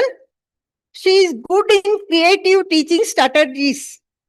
Dr. Divya AJ, assistant professor with experience of 7 years.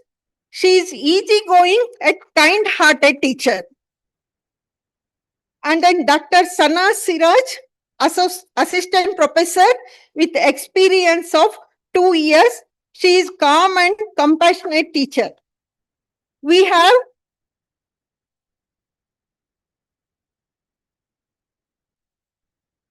We have 7 MD students and then 8 tutors to guide the students and help in the small group teaching and practicals. Our team heartily welcomes you all to our department. Thank you and all the best for DS student.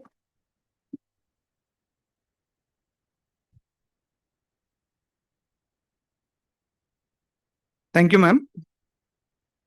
Moving on, we have Department of Biochemistry. I request Dr. Akhila Prashant, Professor and Head, Department of Biochemistry, to kindly introduce the faculty members.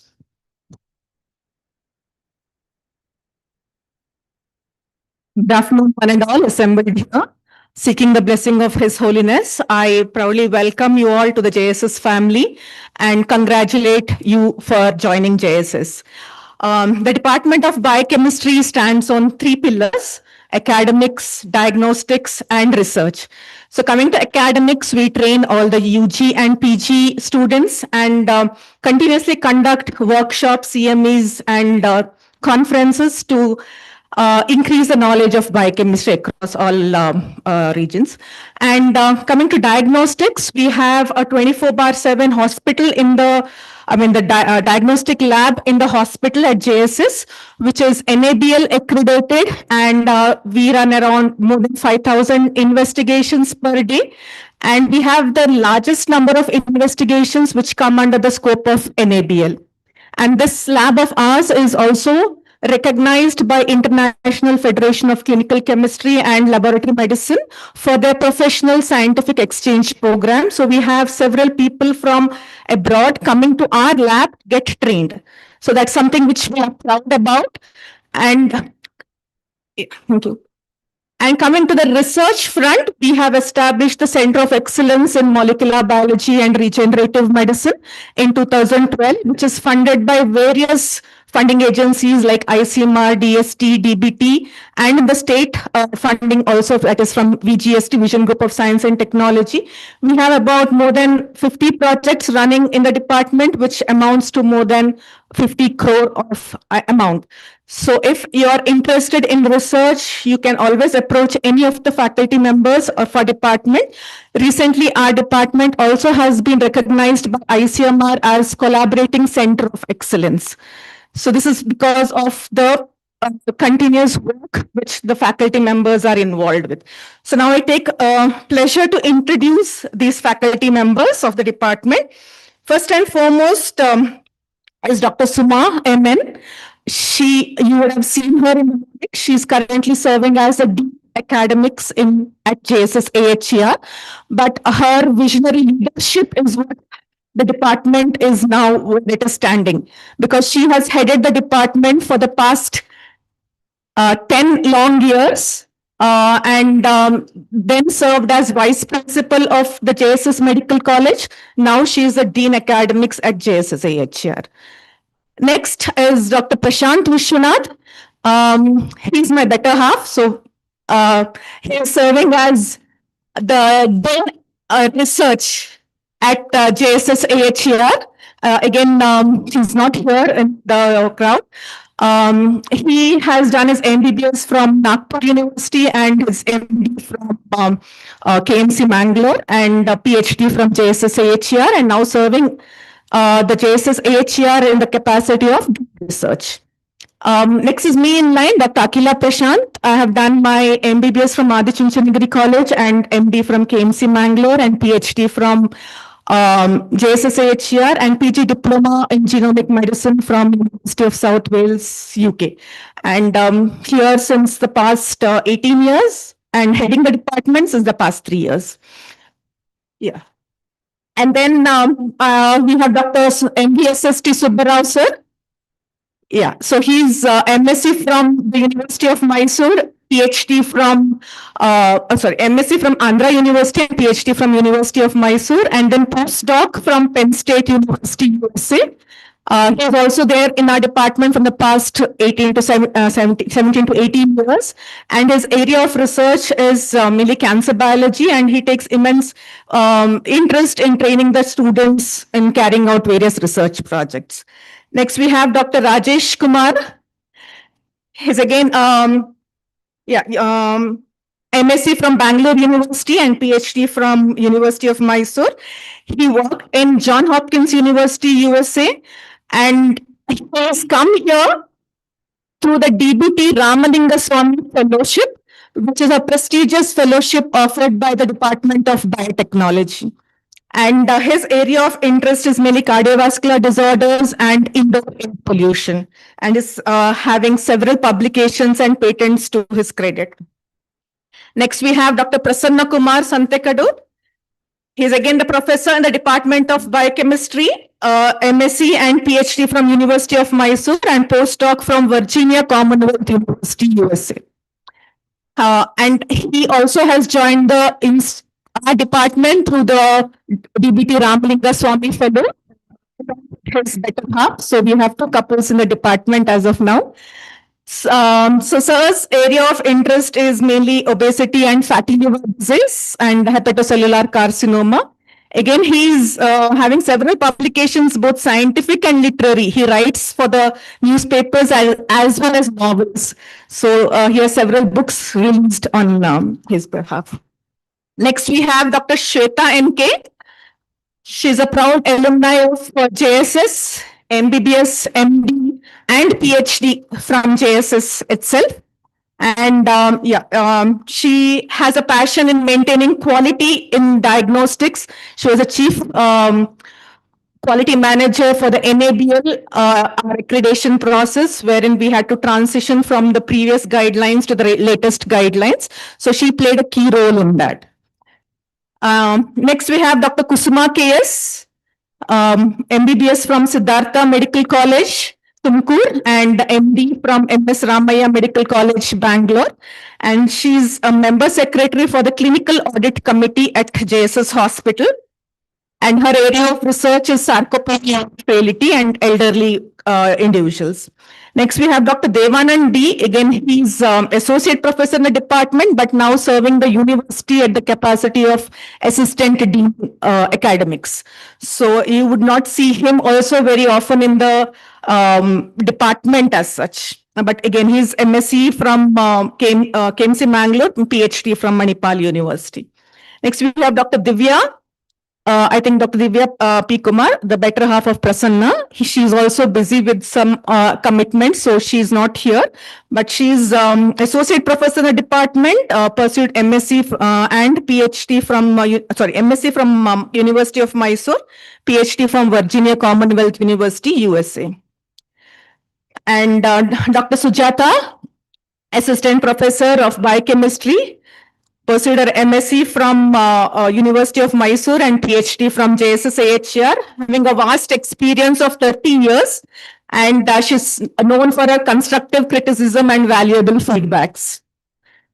Dr. Anjali Devi, BS, assistant professor in the Department of Biochemistry, pursued MSc from Manipal University and PhD from JSS AHR. And she's known as an encyclopedia for department because she has a knowledge of all things around. And Shobha and Sahana, they are busy in the hospital side because a diagnostic lab has to be under the supervision of somebody every time. So both of them are in the lab. Shobha, again, both of them are our own PG alumni who did MD biochemistry with us, and they have joined our own institute. There are many people have studied here, joined here, because JSS is something like that where you don't feel like going. Yeah. And then we have Dr. Arpita, assistant professor in the department, MBBS from Hassan Institute of Medical Science, MD from Mysore Medical College, and she's here from past 3 years. Then we have Dr. Colonel Karthik Kanakur, assistant professor from of our department, MBBS from K. Segde Medical Academy, Mangalore, and MD from Armed Force Medical College, Pune. And he's a music lover and a sports enthusiast. Next, Anshu Kumar Yadav, tutor in the department, again our own alumni, MSc and PhD from JSS now joined JSS as faculty. He's a staunch animal lover, so he's always with dogs. Next, we have tutors in our department, Venkatesh, Jedappa, and Anand Kaushik. So they are again our own students, MSc from our JSS Medical College, now joined as tutors here. And we have a bunch of MBBS tutors as well. They are all busy with the examination, what is going on down in our department. So this is our entire team, and we all work together for the excellence what we have achieved so far in the institution and across the country, because a lot of recognitions and accolades have come to the department because of the hard work of all the faculty. Thank you so much. Yeah.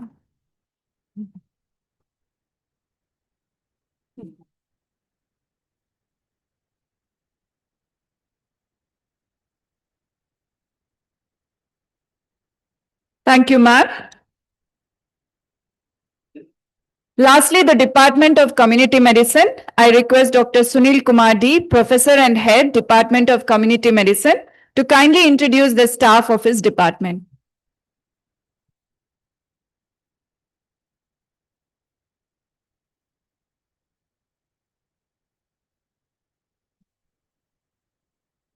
Good afternoon, all. I am Dr. Sunil Kumar, Professor and Head of Department of Community Medicine. And as you all know, except final year, all year you have to pass through our department. So our teachers, your teachers, they are the people who see you from the students to the doctors.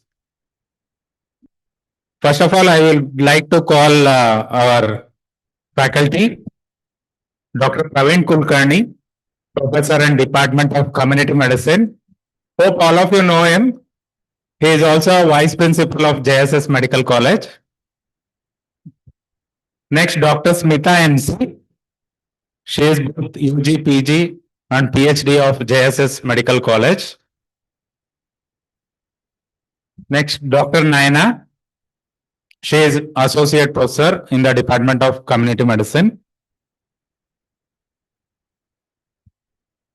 Next, Dr. Shweta Shri M. She is Associate Professor.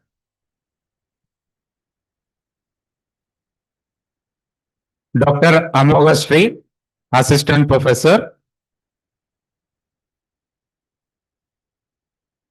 Dr. Rashmi, Senior Resident in our department. Dr. Amoga and Dr. Rashmi will be in charge for your family adoption program for your batch. Next, I would like to call Dr. Sunita, Senior Resident in our department. Next, Mr. Arun Gopi, Assistant Professor in our department. Still more faculty are there. They are in, few of them went for school health and field related activities, and 2 faculty are in university, but they will be there constantly to support you, to challenge you, and anytime they will stand behind you, because from the first year till your internship get over, your safety, security, your concern, everything we can see as a single department from first year to your internship. I welcome you all to the family of medicine in JSS. Welcome you all. Thank you.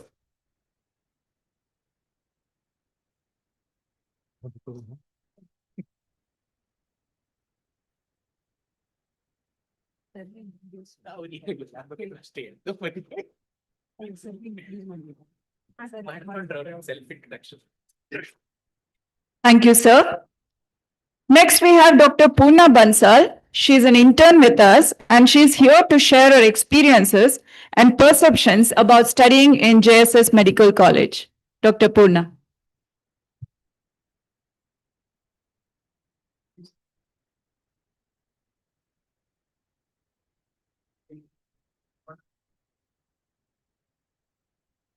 A very good afternoon to one and all present here, respected dignitaries, all the respected faculty members, the dear parents, and my dear juniors. As I stand before you today, I feel indeed proud to be sharing my journey at JSS Medical College.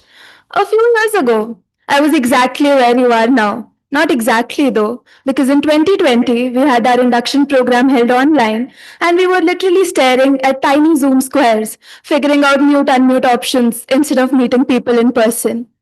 We may have missed the campus chaos and laughter for the initial phase, but that really didn't stop us from starting our journey and surviving it. Today, as I stand before you as an intern, still learning every day, I can confidently say that these past few years at JSS Medical College have shaped me in ways I had never really imagined, both personally and professionally. JSS Medical College to us is not just an institution. It's a strong foundation where you'll truly learn what it means to be a doctor. The commitment to teaching here is consistent and dependable, and I think that has made a lot of difference. Personally, one of my favorite things about our college is this. You can walk into any department, ask a question, and there will be always someone ready to teach you, happily, and often with a diagram to make things as simple as they can get. I still remember walking into the gastroenterology department as a second year student, wanting to learn about upper GI endoscopy. And before I knew it, I was seeing how the procedure is done, how we interpret images, and even how biopsies are taken. This kind of openness, it doesn't just answer doubts, it builds confidence and fuels curiosity. Discipline is yet another core value that the college instills in us, not through pressure, but through example, from attendance to postings to how we carry ourselves in the clinical settings. Discipline here will become a gradual habit rather than just a rule. And let me tell you, as a student of this institution, what all we have been speaking since morning, Renuka ma'am and Pushpa ma'am, every word is followed to the date. So please don't put yourself into trouble and please attend classes. As Dr. Praveen sir had mentioned in the morning about the extracurriculars that the college has to offer, I'll tell you as someone who has had the opportunity to be a part of them as the president of Forensic Club, as director of operations for workshops in one of our undergraduate conferences, as the NSS coordinator, and even as currently the editors of Digital Journal of Clinical Medicine.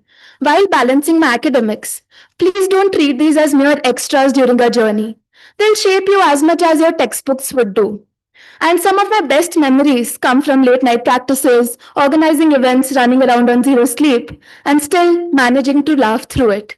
This is where you'll learn teamwork, leadership, and resilience. Qualities no theoretical exam can test, but every doctor definitely needs. And beyond all of this, JSS teaches something even more important, that is, how to build connections. Especially as someone hailing from the north of India, I had the chance to learn Kannada here. Trust me, not just to pass exams after taking patient histories, but also to truly connect with the patient and the communities here. This made me realize that medicine is not just about diagnosis and prescriptions. It's about truly understanding and caring for the people. Let me also reassure you, if at this point, even after all the sessions, you have any doubts about whether you belong here, whether this institution will do justice to your thoughts or not, let them all go at this particular moment. You have landed at one of the best places to learn, grow, and thrive. As someone who has been in your shoes and walked this path very recently, I have gathered a few things along the way, and I would like to share them with you. First, try building strong friendships. They'll be like your second family here. The one you share your notes with, sit with through endless classes and lectures, and celebrate your small wins that you need to keep yourself going. Second, stay curious. Don't hesitate to ask questions even if they feel silly. The only silly doubt is the one you never really tried to clear. Third, don't be afraid to ask for help, be it from your seniors, the teachers, or even your own batchmates. It doesn't make you weak at all. It makes you wise. Trust me, medicine is a team game and you'll never ever play it alone. And finally, don't let the pressure get to you. A professor here once told me, Beta, MBBS is like a train journey. Once you've boarded it, you're bound to reach the destination. So, instead of worrying about the challenges, why don't you enjoy the beauty of the journey along the way? And this somehow stayed with me. Yes, MBBS will test you, but it will also shape you. Trust me, a few years from now, just like us, you'll be selecting the colors of your saris and blazers for the graduation ceremony. This period will pass by faster than you think, and at the end, all moments will be worth it. So, welcome to the other side, and allow this journey to challenge you, transform you, and surprise you in ways you can't yet imagine. Thank you, and all the very best.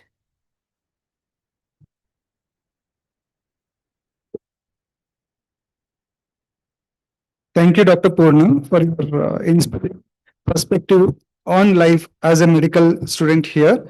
Now I invite Dr. Drish Paresh to share his experience as a student in JSS Medical College.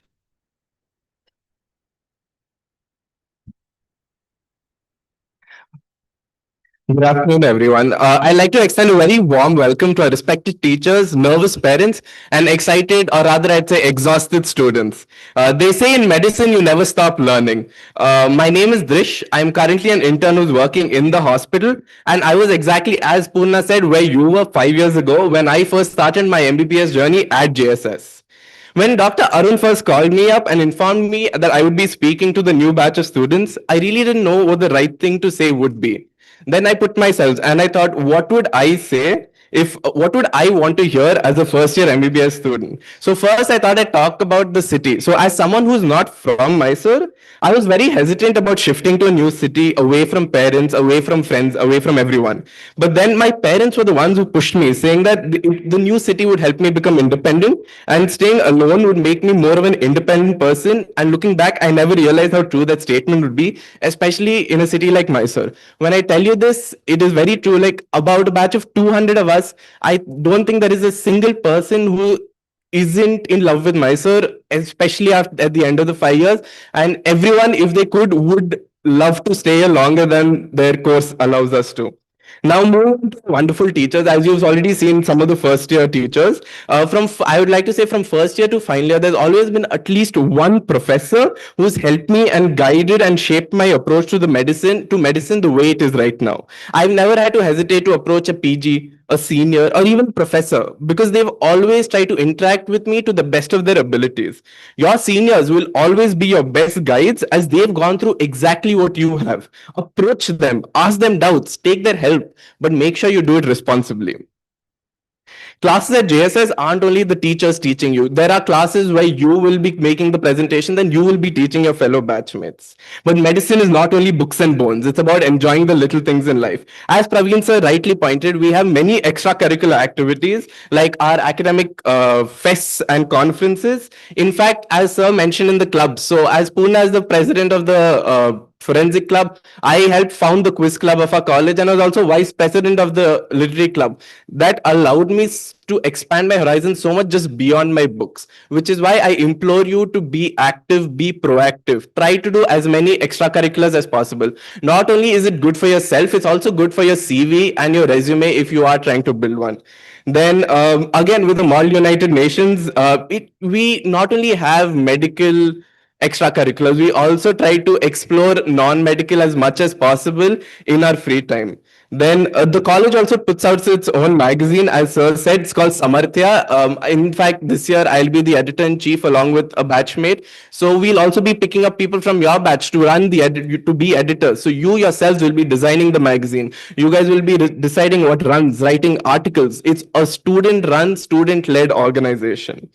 Now, compared, if you're interested in research, we have our very own digital journal of clinical medicine that Purna is a part of. And we even offer grants for anyone who wants to do research. Now, moving on to our hospital, I'm sure maybe not students, but parents are definitely wondering, does our hospital get enough cases? Do we get enough cases in our hospital? As someone who's posted in the emergency medicine department right now, who's running very low on sleep and very high on caffeine, let me tell you, this is the least of your concerns.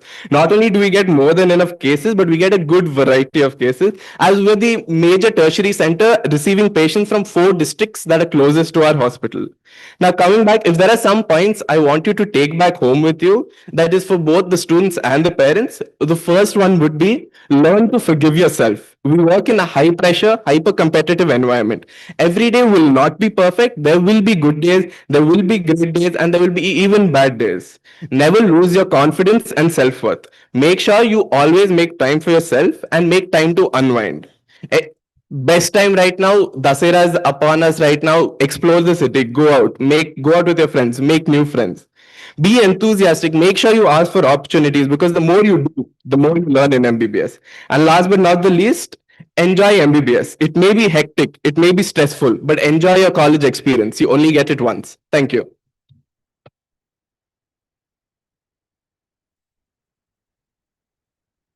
Thank you, Drish. Thank you, Purna, for beautifully narrating the experiences of you in the medical college. I think hearing something from horse's mouth makes the things more clearer. So you could hear from them. And I think whatever I told this morning, it's not theory, it is practically applied. So I think be assured with that. So considering that, thanks to both of you for wonderfully narrating the whole experiences and your reflections. Now we have a little small thing to do. I request our principal, Dr. Narayanappa sir, to kindly come on to the dais. The medical college had conducted, we every year we have something called Student Research Fair. Student Research Fair is a platform for the students to showcase their research talents. We all our postgraduate students also present their research dissertations as posters, and also we conduct publication related workshops. And this year we have introduced something called Impact Expo. Impact Expo is a platform for the students to innovate. They came out with their innovative ideas and they showcased it to the large number of audience, and they pitched their ideas so that they will be converted into impactful, patentable products or the processes.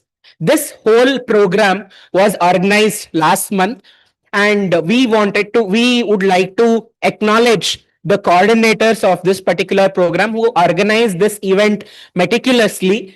And in the expo, totally 18 innovations were projected, and they got wider appreciation from many of the faculty and postgraduate students, as well as administrators of JSS AHCR.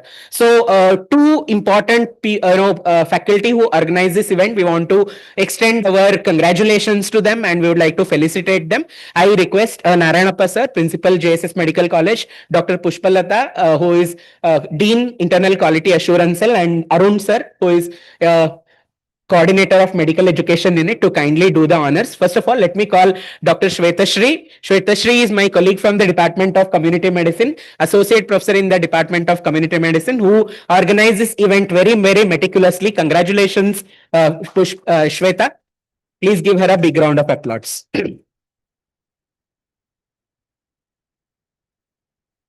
So for any sort of innovations, any patentable work, copyrights, don't forget to approach Shweta, and we have Dr. Amula and many other who are there in the institution. They are going to help you. Thank you, Shweta.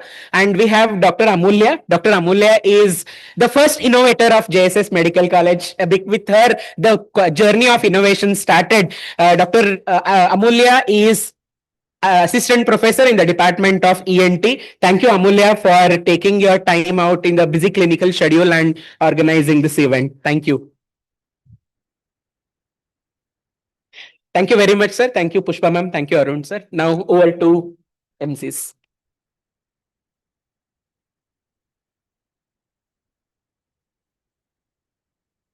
I think this is a good platform.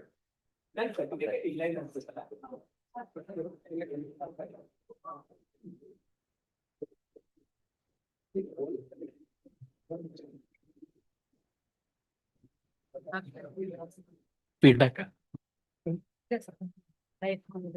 Arun sir, are they going to give feedback?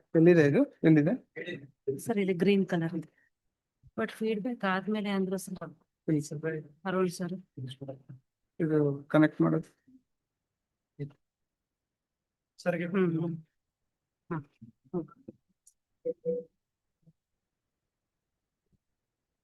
students, a small activity from your side, as you have all been joining the medical course at the earliest. Please scan this QR code right now. It will be a 5 minutes session. You'll get a Google form opened. Please register for a library membership. So if you don't register right now, it will take another 1 month again from the department to come, from library department to approach you, each of you. Please scan the QR code, fill the Google form, get registered for library membership. This library membership is mainly for utilization of library resources.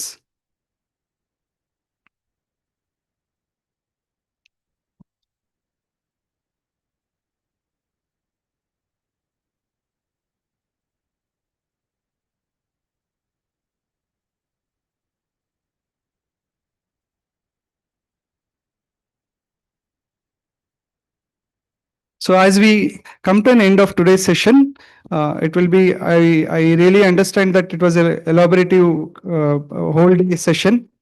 Thanks for your parents who have patiently listened.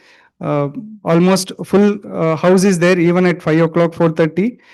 Really, we will be very happy to see both the parents and students present here. Um,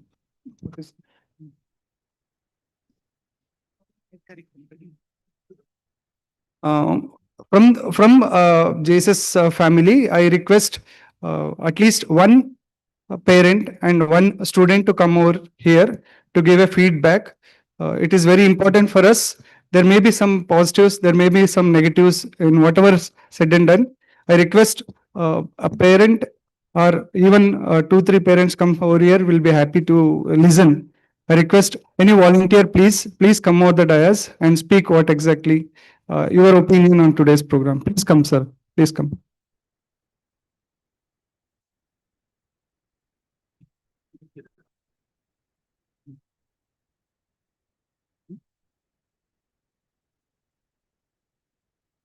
I request parents to be very short so that we are already running in time. Thank you for your enthusiasm.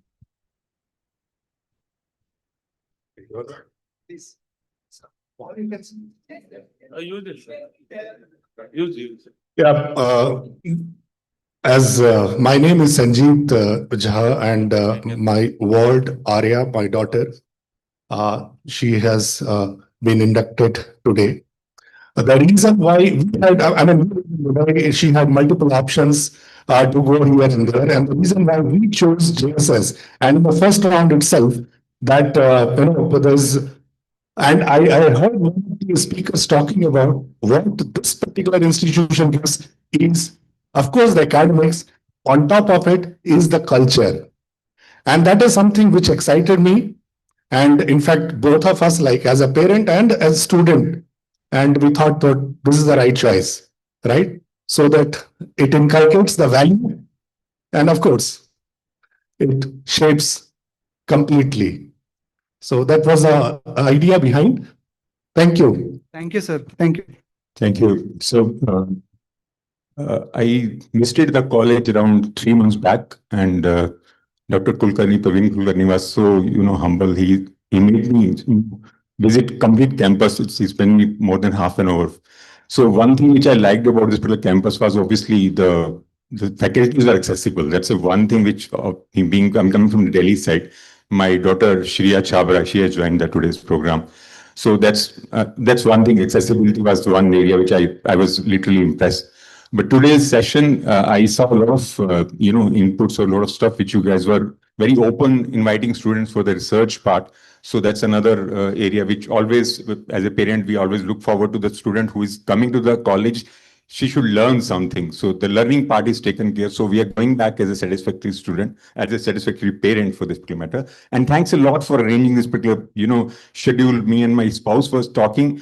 We really come across these kind of a, well-arranged program where every aspect, minute aspect is being taken care and presented so, with such a deep manner kind of a thing. Thanks a lot, whosoever has thought the complete full day program on this particular part.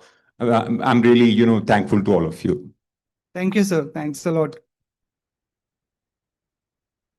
Hello, good evening. I'm Dr. Sitapati. I'm an ophthalmic plastic and orbital surgeon, and my son is Naren Sitapati. He's starting his course today with the rest of you all. And what really impressed me today was a kind of reinforcement in what Swami Vivekananda said. You find a good teacher and your journey is half over already, your quest. And today, what reassured all of us parents, I think I could take the liberty on behalf of all the parents gathered here, is that we found that our children are interested in the hands of wonderful teachers. Teachers are very reassuring, very calm and grounded and composed. And we know we've entrusted our wards in the right hands. And I'm sure they'll come out as wonderful doctors. Thank you for this well thought over, well organized program, and hope to have a very fruitful interaction. Thanks. Thanks. Thank you for your words.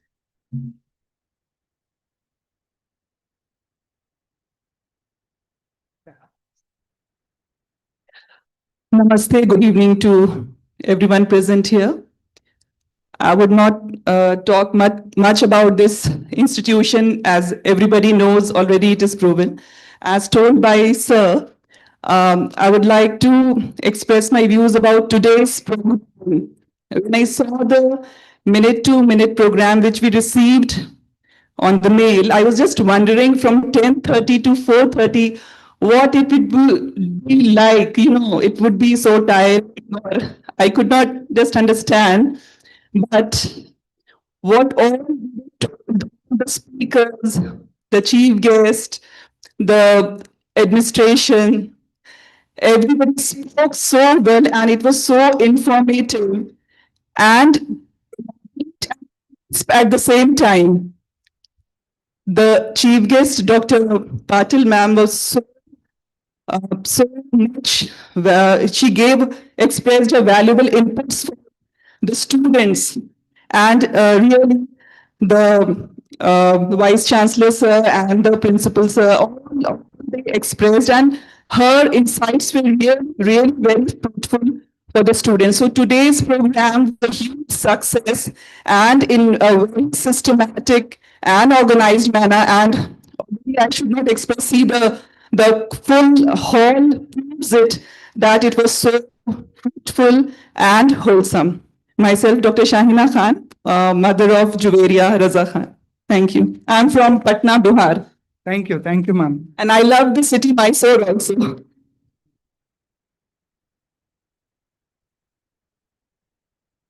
Good evening, sir. I think everybody is looking for the garam tea. Getting ready now, tea for yes. It's already ready. Ready, yes. I'm from Kerala. My name is Sadiq. He's going to be my son Fadil Sadiq. He's there. He's going to be the second son of the family in the doctor family. And this JSS was introduced to me by my first son, who done his MBBS in Manipal and pulmonary in the Jawaharlal Nehru Medical University, Belgaum, where that Dr. Principal sir invited special guest, and she was really motivated the speech in the morning. I want you to just convey our heartiest congratulations to her, sir. And the thing that I noticed here, the culture, as she said then, and the discipline, and the program that displayed for 5 years. So from itself, I could or we all could understand the discipline and the punctuality of all the programs going on for 5 years. And all the best wishes, all the students and the parents. Thank you, sir. Thank you. Bye-bye. I just request one of the student to come over here. Please volunteer yourself. Please, one of you, please come over and give the feedback. Please go ahead. So good afternoon, everyone. So myself, Wasim, I am from a remote village of Assam, and I work as a solution architect and sales consultant in Wipro digital section. So I came here just to share because I come from a family where everyone is doctors. In my family, my sister, husband, my brother, my this cousins, and everyone is doctor. Only I'm the guy who has done the engineering. So I wanted to share some of the thoughts. Tahir Ahmed, who has taken admission from my family, and I wanted to share some of the things that this is one of the field, specifically because I am from engineering background, and I know, right, the moment we serve the people, the happiness that we get, it doesn't come in any of the fields, right? This is really one of the best field. I also feel. Only thing is there might be some of the hard work that you need to do, which we as an engineering student doesn't do really. So I wish you all the best. But one thing I'll always tell you, it's not about the degree that you get, right? MBBS is really a very good achievement. It's not only, you not think about the MBBS degree, we should always aim for the higher part. Because my sister started from Karnataka itself, then she is now pursuing her MD. She is the final year of MD Pediatrics. Similarly, my sister husband in general medicine, he is also completing. So I will always urge you to have a patience that you need to complete your post-graduation itself, because getting MBBS degree is not the ultimate goal. So you should always have the higher aim and go for that. And on part of JSS, really, I would like to congratulate them with all the such huge crowd that they have managed. It was really an impressive one. Thank you. Thank you. Thanks a lot. Very important message to students. We have come to an end of induction program. Thanks for all the support and enthusiastic word which you have given to us. From tomorrow onwards, foundation course starts as per NMC guideline. Since we have got 1 or 2 holidays in between, this program has been scheduled from 27th to 6th. So details of program will be shared by tomorrow morning as you people reach the hospital. Tomorrow by 9 o'clock, all the students are expected to come over here and be assembled at Gallery 5. So very nice, interesting sessions will be there for next 4 to 5 days. Gallery. Yes. Gallery 5. Yeah. Third floor, Gallery 5. So very interesting sessions will be there, and just like today, very neatly programmed, planned talks will be planned. I mean designed, and these talks will be really useful to you. So we'll wind up for today. High tea has been arranged. I invite all the parents and students to come join the tea. Please remember by 9 o'clock tomorrow morning, third floor, Gallery 5 to assemble. For the attention of the students, foundation course includes induction program also. From today itself, it is deemed to have started, and attendance is mandatory. 80% attendance should be there. That means if 10 days are there, if you are absent for 2 days, it is like 80%. Like that it is. So those who are not reporting today, not reporting tomorrow, they will be having a threat of having losing on the eligibility criteria to appear for phase 1 MBBS. And foundation course is planned as per the NMC guidelines, and it will be from 9 to 4, except on Saturdays. So tomorrow, assemble in Gallery 5, that is at the 3rd floor, and timetable will be shared with each one of you from the college office. And have a nice evening. And from tomorrow, your first year MBBS will begin with foundation course. Thank you.